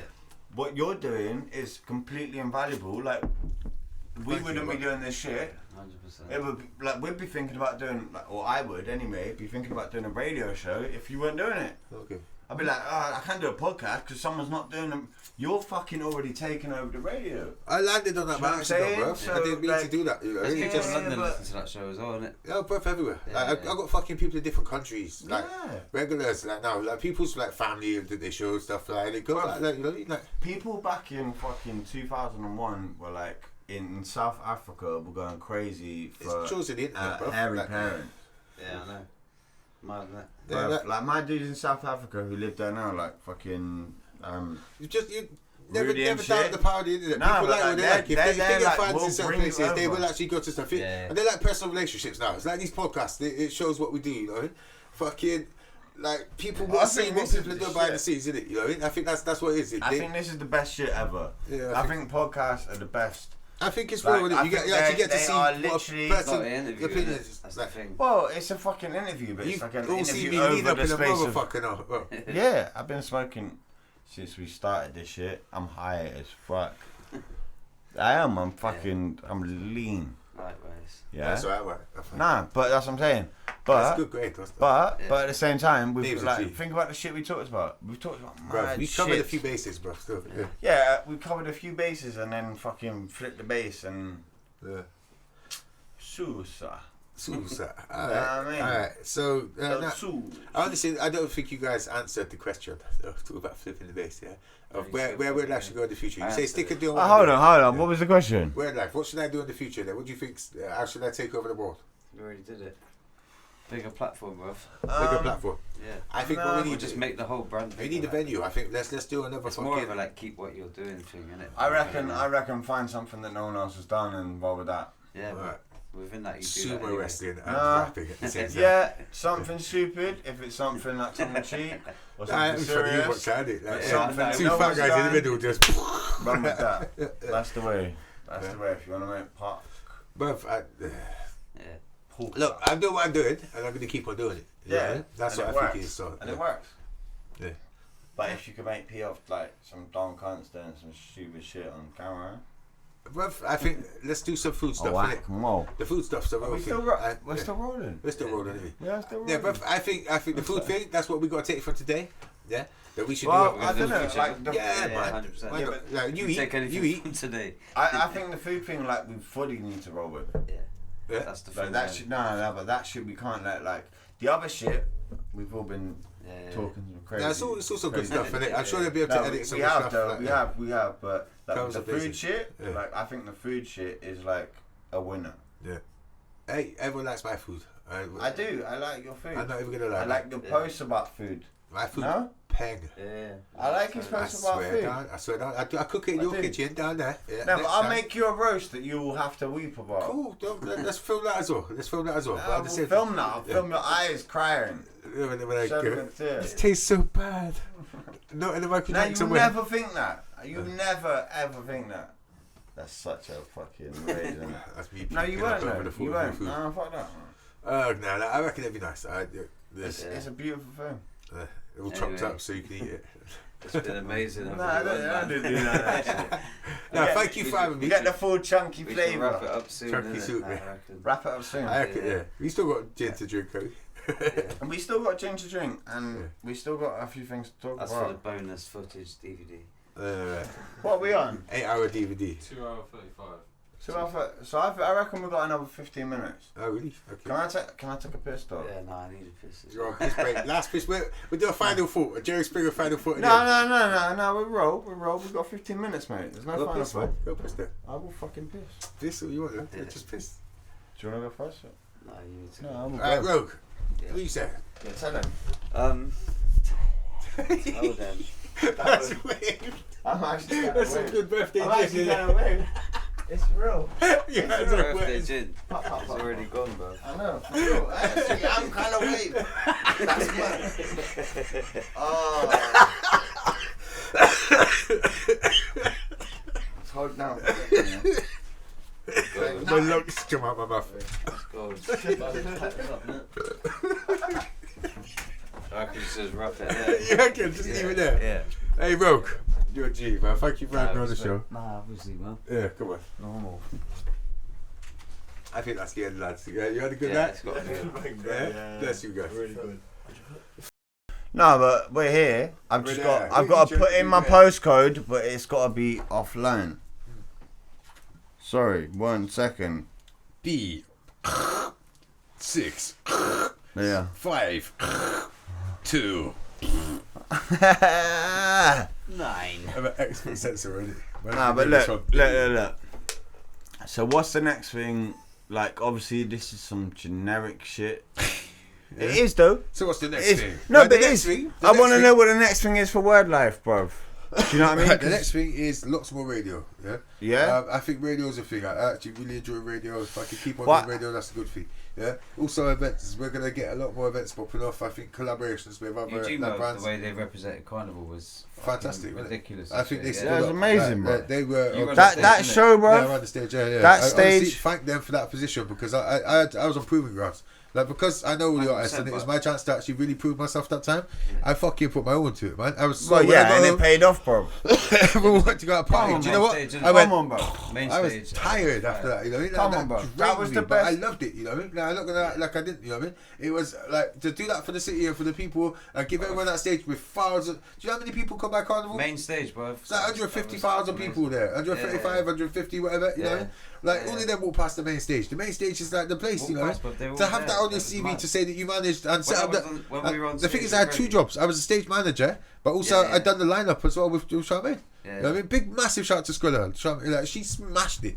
You know what I mean? Like, but, like, we killed it. Like, we were lucky that the police were okay with it. We went over as well. Yeah. I went up to Yeah. the police and spoke to them and they were like, safe, you know what I mean?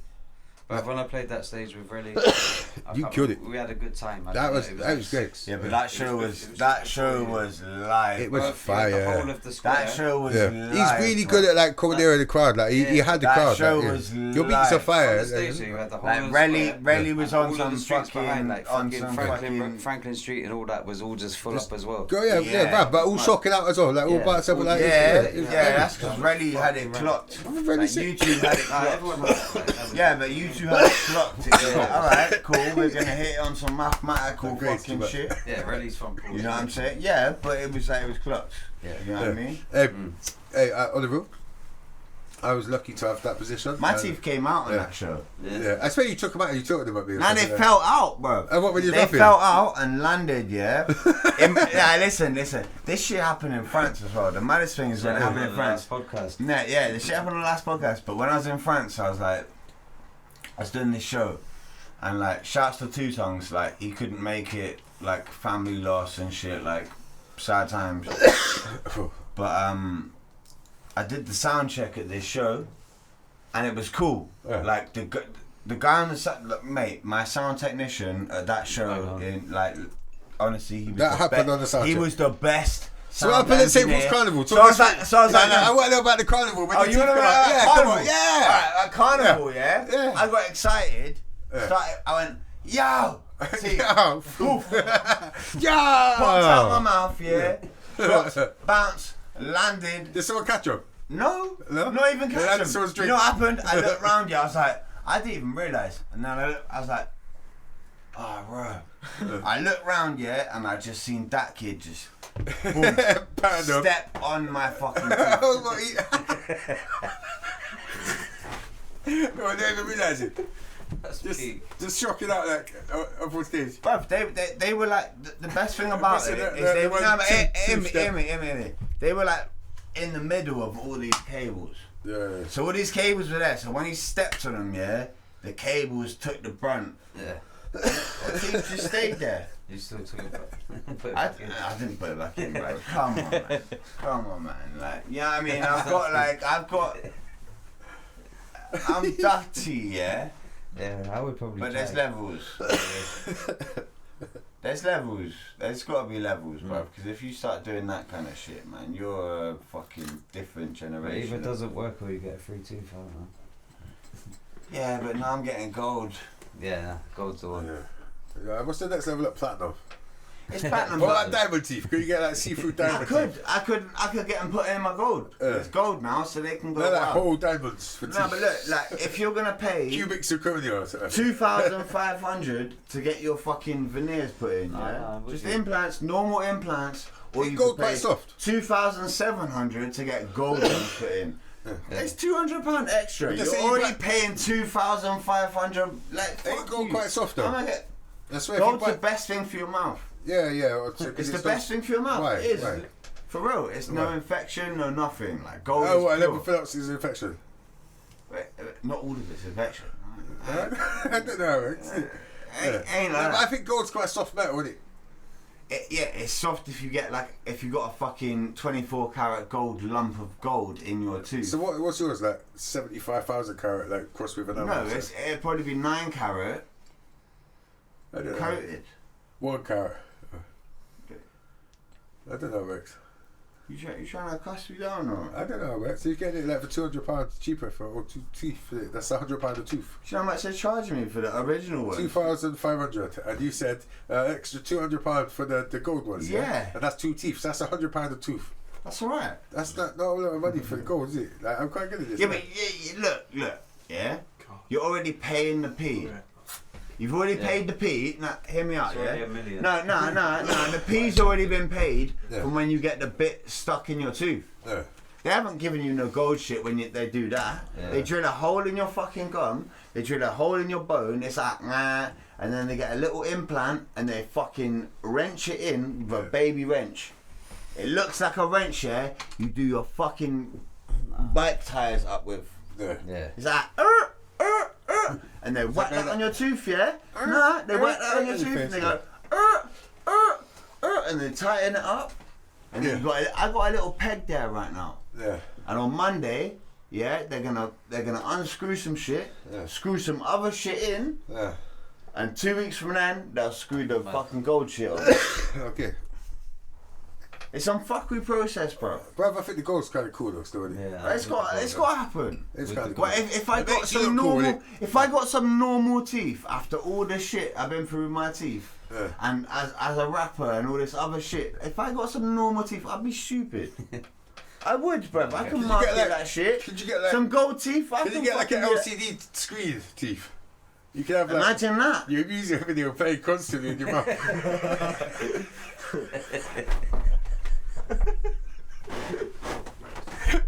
no shit. First person to do it. I'm legendary, You bro. would be famous, man. Yeah, I'm legendary. You're blow up now. See Like, my I'm music telling you. video, bro. They'll be like, take my money and my teeth. Tooth Fairy and Sony at the same time.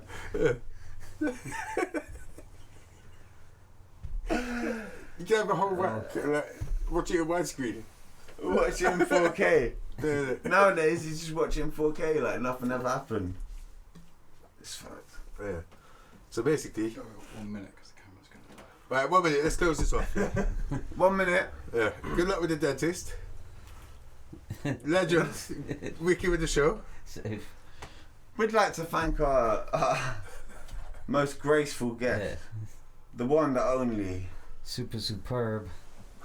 Krazy. This year, the one man who stepped in the arena and did it every MC